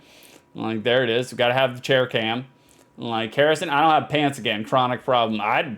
It sounds like it doesn't sound like a problem to me. Can you bring me some shorts? I have some pool shorts in my closet. Like, my shorts. I have some pool shorts. Get some pool shorts next to you. I see a guitar. I see some trash bags. I don't see no pool shorts, though. Lord. I have to stop the show and get you pool shorts? Fine! Okay, there we go. See? You just, Karrison. Happy shall he be that taketh and dasheth thy little ones against the stones. Psalms. I was like, again, the Bible. Crazy for having no problem talking about literally stoning your children to death, you know? I don't think it's your children, but I think it's other people's children's. So, you know, the Bible, my absolute favorite, guys. I'm vamping, boys. I'm stalling before we have our guest cameo come in here.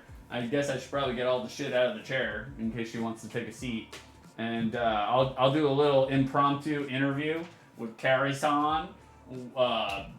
Chances are, by the time that Karrison gets in here, Beef will come back. So I'll just be like, hey, how you doing, Karrison? There's the door. What's going on? What's going on, 40-yard sale mama? So tired. Well, how was your stream last night, Harrison? It was good. It was fun. Was it? Yeah, I had fun. What was your favorite part? I don't know. I guess probably the third chapter of the game. That was pretty good. I thought that was fun. I'm nervous about the dog still because I haven't finished it. Zeke the dog. Like Love that boy. the ferocity in which this woman was ready to defend Zeke the dog. It's It's true. like, Lord. Well, he's so cute. He's got a little stub tail. He's So. got a little stub tail. Yeah. I do like the stub tails because when the dog gets a shaken, the whole ass moves. Like I'm a fan of that. Wiggle butt. Yeah, I love for it. sure. Like, I mean, I do love a dog beating the shit out of me with their tail. Like they're so excited that they are literally bruising your legs. You, yeah.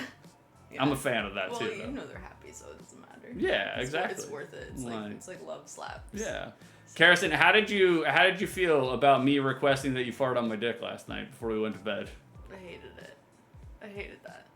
Why'd you hate it? I don't ever want to speak of it again. Why? It's a biological function. It's so gross. You said that you wanted to spice things up a little bit, so like I can't think of a better way to spice things up. Like, why are you flatulence shaming me? I was trying to see if he was still holding the. No, He's not. he's not. I took it out. I put it over here. He needs something. Ah, yeah, that's right. He's got to hold something. Correct. You can't even Like- see him.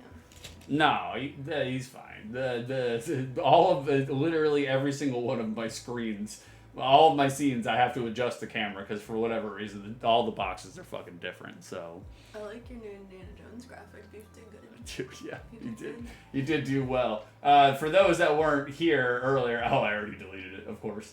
Like naturally. But it'll be in the slideshow, right? Do what? You'll put it in the slideshow. Yeah, it's gonna go in the slideshow. I haven't put it in there yet, but I will eventually. For It's those who so- weren't here before, this is Beef's new, one of his new Beef's Been Busy. Of course, one way or another, I have been associated with Indiana Jones, and I wasn't trying, but you don't choose what becomes mimetic on your channel. Do you want to put on the little hat? Do I want to put on the little hat? Is this still near? I don't know where it went. Oh, it was on Bulbasaur. It was on I'll Bulbasaur, find it. but you removed it from him. You stole it from Well, I him. had to pack him. Mm. Everything's in boxes now. Is he still crunchy? He's never been crunchy. He's Oh. in perfect condition. Are you sure? Perfect boy. Okay. Yeah. If you say so. He is. Like, Carson, what do we have to do today? You want to go over our schedule, figure out what we got to do today? Let's watch a movie You want to watch a and movie? eat pizza. Eat pizza? Yeah, we can watch a movie and eat pizza. That sounds good. Today's 420, so we might as well. You can't partake, but I don't do can. drugs. Like, yeah, she doesn't do drugs. She only Yeah. gets high off the Lord. I'm straight edge. Straight edge. I'm really cool. You're really cool. Yeah. Like, Hugs, not drugs. we need to. Okay, what I have to do off stream is immediately the minute I get off stream, have sex. Like that has to happen. Like, I like so it's me, you, and Chair right now. yeah, I know. You It's just have- okay. you just have beef pulled up. Exactly. I wanted to see the Easter baskets. I'm kind of bummed we didn't get to see them. Well, he still might. Like he might. No, they're opening them right he now. might. Does he have an arcade game behind him? He does. He has. It's one of those like one-up Walmart arcades. Like you can buy them. It's a stand-up arcade machine. They're like $300, and they have a bunch of old school games in them. That's cool. It's It's only $300. Yeah, it's only like $300. They're pretty shitty. They're Okay. they're So I was made gonna say, shitty. Like I feel like it's big. I feel like it'd be more than that. And on top of that, they're only like 3 feet tall. So like Oh, it's so you wouldn't be able to. No, you'd have God, to be no. In crouch position. No. We'd You- have to like build a chair and like attach it so you could sit. They even have little things that you use to build them up to make them higher, and even with the things that built up, it's still way too short, man. I You can't. have to like vault it from the ceiling. Yeah. So you no. can play it. I can't. Tall. I can't be crouching down to play some Dig Dug. You know, Yeah. it's not for me. Like, one of the things that we have to do. All right, so the immediately after stream sex. I just want to emphasize that. Okay. And then I got to go to the store because we need You have to go to bagels. the 420 store. Yeah, and then I have to go to the 420 store. You made that very clear. I did. That has to happen. I did. On the Well, day of our Lord. Well, it's like I've never actually been in a dispensary on 420. Well, it's time to party, man. It's time to party, and then, you know, we're going to a place that does not have medical marijuana, so it's just like... It doesn't have to be for more than 3 months. 3.5 months. Yeah, you're probably going to be there for longer than 3.5 months. If you like it, we'll stay, but if you don't, we can move. I mean, again, I'm a back porch cat, so anywhere I go, I'll be totally fine. I hope Like, that stays that lives it will. forever. It will. You'd be a good back porch cat. As soon as Vicer called me a back porch cat, I was like, he nailed it. Do you understand? Easter baskets! Oh, we have Easter baskets. Oh, Beef What? got a basket. Beef, are you wearing a kilt? Like, He's wearing his candy dress. Is that a candy dress? Oh yeah, no, I definitely found my candy dress. He's a candy 100%. The finest of red and black camouflage. Oh, we're seeing the unveil. The Oh, unveil. okay, I want to go watch. All right, go watch. Hold Thank you for I'm doing a saving- cameo, baby. I'm saving the chocolate ladybug that fell to the bottom of the Easter basket. This is what Mrs. The Lady McBeef has produced for the children today. Lady McBeef. It is quite a good. There's Pocky in here. There's chocolate peeps. Ew. Jelly bean machines. They got York peppermint eggs now. Nice. I didn't know they had those. I didn't know either. Oh, we're going to be reading the scriptures here. Happy shall he be that taketh and dasheth thy little one against the stones. Psalms 137:9. I already read it, but thanks for reading it again. Well, I'm happy because I get to use my voice in there and really impress my mother-in-law. She's looking at me with how good that was. I mean, so the Lady McBeef putting a lot of work into Easter baskets, just like she does with all family-related holidays. Does an absolutely great job. I'm looking forward to ham and creme brulee later. It's going to be really good. Mixed? Like together? Yeah, ham brulee. Ham brulee. Nice. There it ham is. Ham brulee, very, very famous. A custard ham torched with baking sugar on top. Delicious. Nothing says American more than custard ham. Custard ham. Oh, disgusting. Like, absolutely. All right, you ready to complete our little game here and close the casino? Yes. Hold on. Let me get the casino music back again. There we go. All right, go for it. Yep. All right, Armor getting their daily peppercorn in. Armor, good to see you here, buddy. Yeah. Armor, you now have a prompt on the Photoshop machine for Beefy here. Don't tell him. Don't tell him. Don't tell him though, because he wasn't here earlier, so he doesn't know. Like he could go back and rewatch the VOD, but he ain't gonna do that. Well, I'm sure that Armor will like whatever we produce. Yeah, Karrison, Beef, we were discussing your arcade game that's behind you. Does that get any play anymore? Not since we loaded up luggage in front of it and random storage stuff. That's the funniest thing about Beef. He gets a stand-up arcade machine, finally gets to, check off a box of being an adult gamer, and then he literally just puts a bunch of bullshit in front of it, doesn't play it. By the way, the game played most on my arcade machine, Bubble Bobble. Oh, really? Wow. Yeah, the kids got super into Bubble Bobble and Bubble Symphony. Oh, okay. No joke. Like, thank you for giving us the dog's armor. That's right. All right, so yeah, that's the one. Continuing the game. You're 3 for 3 so far. You are doing wonderful at Circle Jerk. That's right. We're smoking it. All right, 6. Comparing the number of people who died on the Titanic okay. is blank compared to the number of Five Guys locations in the United States. Ooh, that's hard. I think only like 1,000 people, or I think it's like 900 people died on the Titanic, or maybe not. Maybe not even that much. Like, because it was a cruise liner ship, or it was advertised as a cruise liner ship, like one of the first cruise ships. But it is a cruise liner, yeah. It was but the like unsinkable Titanic. Yeah, the unsinkable. But I think less people died on the Titanic than there are Five Guys in the continental U.S. All right, so you're going with Titanic lower Five Guy. Yes. The number of people who died on the Titanic, according to the U.S. count, 1,517. Okay, so I was a little off. The number of Five Guys locations in the United States, 1,508. Ah, you fuck!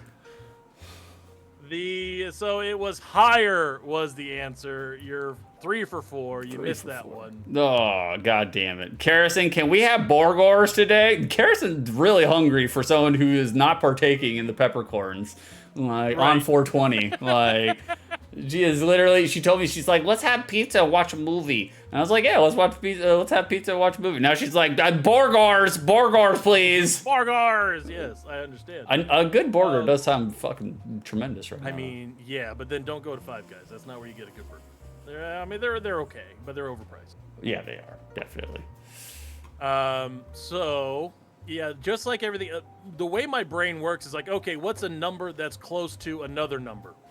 And I think this quiz became harder than I meant it to be. I was gonna say, Beef did a lot of pre-pro for this. I was just like, Jesus Christ. I wrote all the questions, and it's literally my brain going, okay, how do these connect together? Where can we go from burgers to the Insane Clown Posse? How does that work? I think it's a pretty good segue. Like, Karrison's so hungry, probably all the iron loss. That's right, you got the moon sickness right now, don't you? You got the breakthrough moon sickness. Like, Karrison, is this you and Six in cosplay? There is possibly, potentially going to be a redeem at some point in time to make Six paint his face like a juggalo. I'm not saying, I'm just saying. That picture. I thought she was talking about you were dressing up as a milkshake and I'm as a burger. Of course. Vanilla Very with chunks. cheesy. Like, armor. Yeah, hard not to want a burger right now. That's right. We started talking about food, we summoned armor. All right. The number of burger toppings available at Five Guys. Oh, that's a lot. Is blank compared to the total number of ICP studio albums. Oh, shit. And I'm not talking about Forgotten Freshness No. or, the cover hits. It's just the studio releases, the mainline albums. Ooh, that's hard, because I know Five Guys literally has a million fucking toppings that you can put on your goddamn burger. Like, I think if I had to guess, Five Guys probably has, like, close to, like, 12 to 15 toppings that you can put on your burger. Are we including sauces or no? Just topping. Just toppings. The amount of straight toppings, so that would include sauces, I guess. Oh, okay. That changes things. I'm gonna say I feel like this is a red herring, and I feel like Beef's trying to do a little switcheroo here because we all know that Five Guys has a lot of fucking toppings. So I'm gonna say there are more. The toppings. The number of yeah. Five Guys, higher or lower ICP studio album? It's gonna be lower than ICP studio albums. All right. The number of burger toppings on the menu at a Five Guys restaurant is 15. See? Right on the money. Look at that. They have like 11 toppings and 4 sauces or something like that. Mm-hmm. The total number of ICP studio albums, if you had to guess. Well, they did the Joker's cards, and then they did the Joker's cards again. So, like... Yeah, 2 different Joker's cards, yeah. I think there are like 18 studio albums for ICP. 16 studio albums, There it but is. Five Guys was lower than ICP. Very Correct. Good. That's 15 right. to 16. We are killing it with Stoner Logic this morning. Your 50-50 is very good. Mm-hmm. You're 4 out of 5 right now. You're killing it on coin flips. Mm-hmm. Thank you. Thank you. Thank you. Let's see if we can trip you up with this one. The total number of Gathering of the Juggalos in history Oh, Lord. is blank compared to the total winners of the men's King of the Ring in WWE. Ooh, that's a challenging one, especially because some of the winners of the King of the Ring were repeat winners. That is Like, correct. I'm gonna say Gatherings of the Juggalos is lower than the King of Ring men's winners. All right, the total number of Gathering of the Juggalos events started in the year 2000. There have been 24. Oh, they are doing the 25th anniversary this summer. Wow. Up in a field in Ohio somewhere. Yeah, you know that Ohio field. That's not a joke. It's a field in Ohio. Yeah, I believe it. That's where they've had it the last few years, apparently. The total number of men's King of the Ring winners is 22. Oh, son of a bitch! There's been more So gatherings than King of the higher. Ring. God There damn have it! been more gatherings than King of the Ring winners. They've taken long stretches of time off from King of the Ring. Bret Hart, the only repeat winner. Oh, really? Bret Hart was the only So- repeat? The only repeat winner so far, Bret Hart. There have been 23 separate men's tournaments. Bret Hart won it twice. Who is the worst King of the Ring winner? Mabel? Yeah. Mabel. Yep. I forgot about Mabel. Definitely Mabel. Maybe Baron Corbin. He's in there. Oh, that's pretty bad too. Xavier Woods is in there, but I've always liked Woods. Woods and Kofi and Bailey and Chelsea Green are actually on the new season of Dimension 20 playing D&D. Oh, really? Yeah, That sounds. they're doing a side quest, and it's based on Greek athletics, but it's done professional wrestling style. Nice. So I'm looking forward to watching it next. Love it. All right, so there you go. You are 4 for 6. Mm-hmm. I had to pick the absolute best picture I could of Dave Meltzer. Oh, Jesus. God. Fucking Mark. Or wrestling gremlin there for you. Yeah, no, for sure. Just don't feed him after midnight. Yeah. All right. The number of 5-star matches in WWE history Oh. is blank compared to the number of NBA championships won by Michael Jordan. Okay, NBA Which, by the way, for championships. some reason, Michael Jordan looking like he's pressing his face up against a glass window. Okay, MJ has won, I want to say like 12 championships. He's got 12 Could be. rings. Could be. I think Meltzer has only given like 3 matches in the WWE 5 stars. So I'm going to say Meltzer 5-star matches are lower than MJ national tournament wins. The number of 5-star matches given by Dave Meltzer in WWE history, not including NXT, is 10. What? Okay. He gave two to like last year's WrestleMania. Oh, really? Oh, okay. Yeah. Or maybe the year before, but one of the two. Okay. Michael Jordan won 6 NBA championships. Really? I thought it was more. Only 6 NBA titles, all in the 90s, all with the Bulls. Son of a So bitch. 10 versus 6, David Meltzer was higher than Michael Jordan. Son of a bitch. Probably is on a normal basis anyway. Oh, yeah, definitely. Look at him. No, Meltzer strikes me as someone who does not smoke weed. He strikes me as someone who needs to. Yeah, that I could buy. You're 4 for 7. You're petering out here after. Oh, half. yeah, we are. Always a strong start, and then you cough your way across the finish line. That also seems to be his rules for bedtime happening. That's right. Flume flippies. Flume flippy cliffies. All right, 6. The current number of NBA teams is blank compared to the total number of presidents who have appeared on American currency. What the fuck? This is such a weird question. It is. Okay, NBA teams. No, it includes coins, bills, all of them, American presidents on American currency. Okay. NBA teams, there's like what? 20? No, I am not giving you any hints. I want you to talk this out. I think there's like 24 NBA teams. Like, there can't be more than 24. I think 24 is too many, to be honest with you, but... He says confidently. Yes, exactly. Confidently incorrect. It's... I'm going to say NBA teams is lower than the amount of U.S. presidents on currency. All right, 6. The current number of NBA teams is 30. Oh, shit. How? How do they do that? 30 NBA teams currently in the NBA. The total number of presidents appearing on U.S. currency is 23. Fuck, we are fucking the there goat today, boys. More NBA teams than presidents on U.S. currency in history. Son of a bitch. So you are 4 for 8 now. God Strong start. Damn it. Whimpering across the finish line so far. God, all we can only hope for 6. That's the best we can do at this point. That is the best you can do. All right, 6, we're going to pull upon your math skills now. Oh, yeah, we're going to lose this one. The number of quarters in $150 Oh, fuck me. What the fuck? is blank compared to the total number of Simpsons episodes. Okay.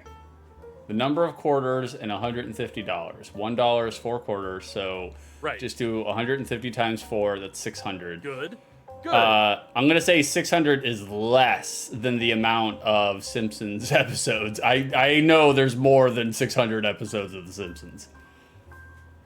There are 600 quarters in $150. There are 785 episodes Yep. of The Simpsons. Yep, about 550 too many. Yeah, I was about to say about 130 good ones. Yeah, really good ones. Like, yeah, like from season. That's really impressive. That's really impressive. I think they should just let that season dog. 2 through season 9 are commonly considered the height. Yeah, like they should just let season 10's got some good ones too, but like they should let that dog die. Like, Yeah, but that's a good 8-season run out of 40 seasons. I do not know of a single human being that still watches The Simpsons.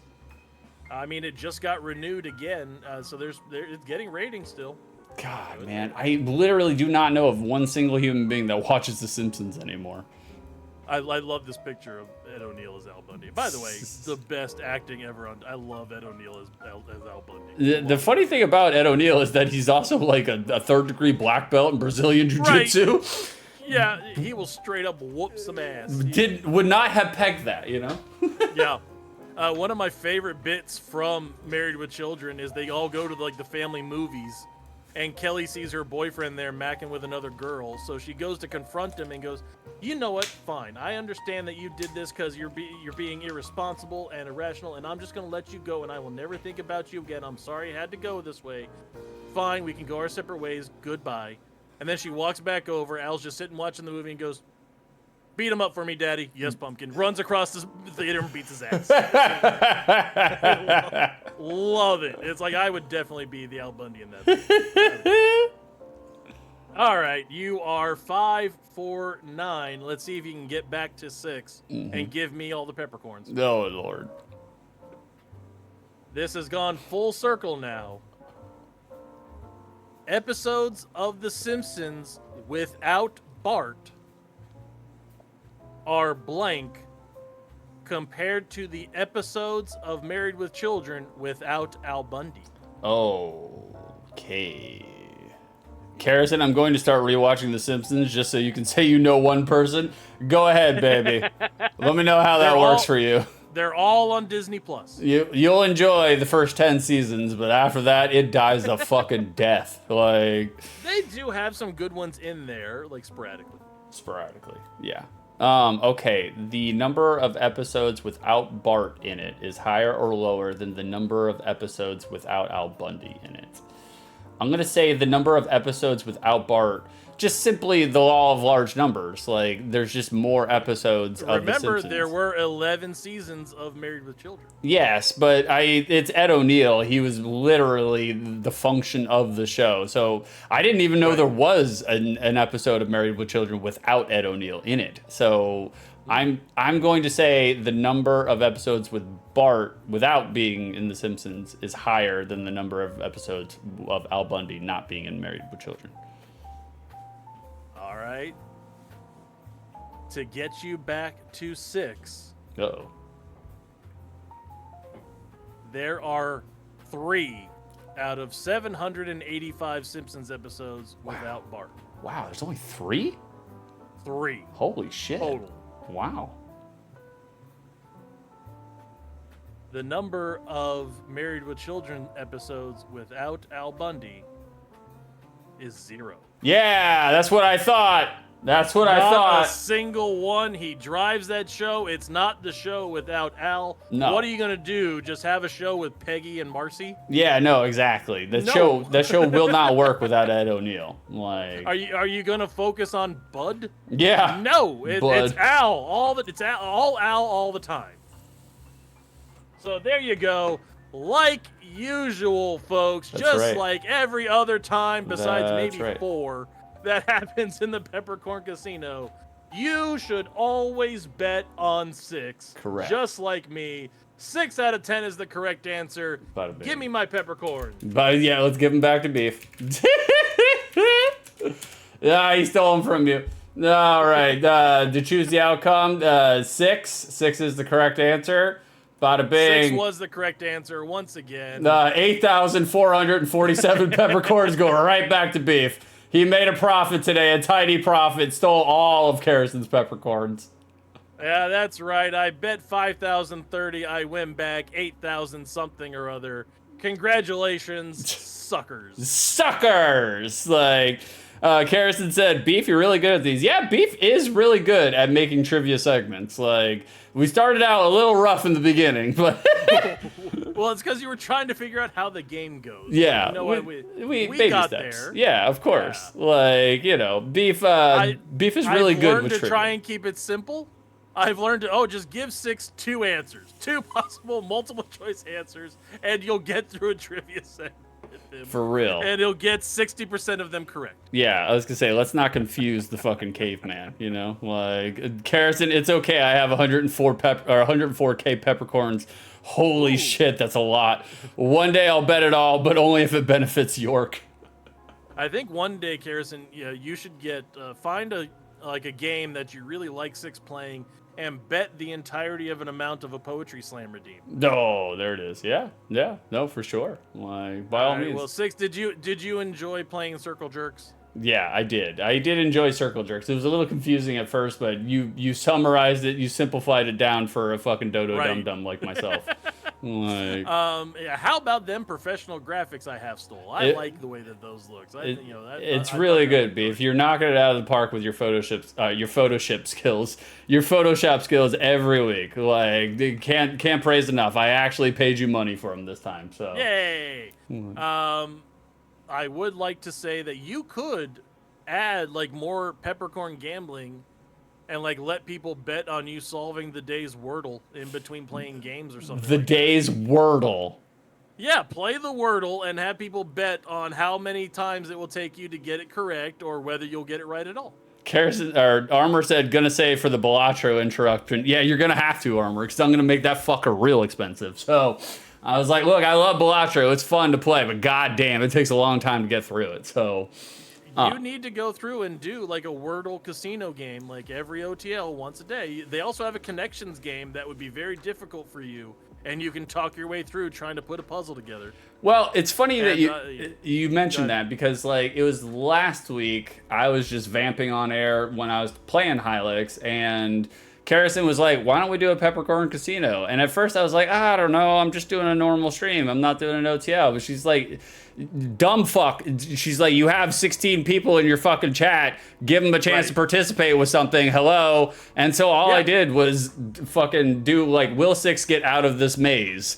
And lo and behold, I did not. And then people participated, they interacted, they got more peppercorns for just watching like they normally would. So I was like, it was smart. So what I'm saying is yes, the idea that you were saying co-aligns with what you're offering here. Yeah, I think once a stream or once a day, you should get on there, do a Wordle gamble, and do a connections gamble, and having you talk through trying to put puzzles together or trying to think of words will be very entertaining for people. I promise you. Definitely. It's not a bad idea. It is a good idea. We will institute a little bit more of predictions during my normal 6 streams, which will increase in frequency once we move to the new place. So... Right, just like all the other qualifiers that you keep moving the goalposts. Oh, of course, yeah. It was like, we'll get to the... Let me get done with billing. I'll stream more. Let me get done Yeah. with the business. I'll stream more. Well, let me. I'll get to the end of my 2-year retirement and be like, well, boys, I bought a new business. So, like, I'm sorry. I said I was going to be a serious streamer, but it took a while to get here. Like, Let me get back from Universal. I'll stream more. Let me move. I'll stream more. Carrison, I'll have to chat with Beef on a big casino because he's hella creative. Or you and Beef can play Capybara Go. No, I'm not playing Capybara Go. 100%. Capybara Go, you can use the Sky Splitter sword, and you can ride Diego the Tiger to try and go through and beat a bunch Diego of the Tiger. animated skeletons in front of you. It's fucking hilarious. Carrison, and I won 10K from it. It was great. Yeah, this one you stole all of Frank's peppercorns. Yeah, that worked out well. Yeah, always All bet right, on so, 6 to not finish a game in 5 minutes or less. Yep. Yeah. Look, it's that is true. correct. Facts are facts, science is science. Like, That has borne fruit every single time that has ever come up. So 100%, you are correct, madam. All right, Six. I think that that about wraps us up for today. You think? yeah, that wraps this up for sure. Let me we'll set up a raid. We'll go ahead and we'll raid. We'll raid Gray Area. We'll raid Grim.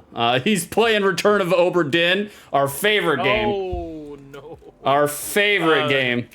Yeah, Pirate Ghost Rider. Good job. Oof. God, that game. Not Ghost Rider, R-I-D-E-R. Ghost Writer, W-R-I-T-E-R. Carrison, thanks for the stream, bros. Well, thanks for chiming in and helping us with our cameo earlier when Beef had to go and beat his children for fucking celebrating Easter. Every now and then you have to go home and be a family man. That's what Guile taught me, and right. I have taken it to heart. That's the way it goes. That's right. We're gonna raid Gray Area. That's one of the UKers. Carrison unleashed upon us. Be nice to him. Give him the dogs, guys. Everybody, give him the dogs. Well, thank you guys very much for joining us for the BroDown. That was The a lot of fun BroDown. today. We greatly appreciate you being here for us. I see that Six corrected the title in I the did. time that I was did. looking at, wondering how many peppermint chocolate eggs I can steal from my children. Very good. Thank you very much, guys. I appreciate you joining. GFY, because it's Easter and I can't say things that I want to in front of my family.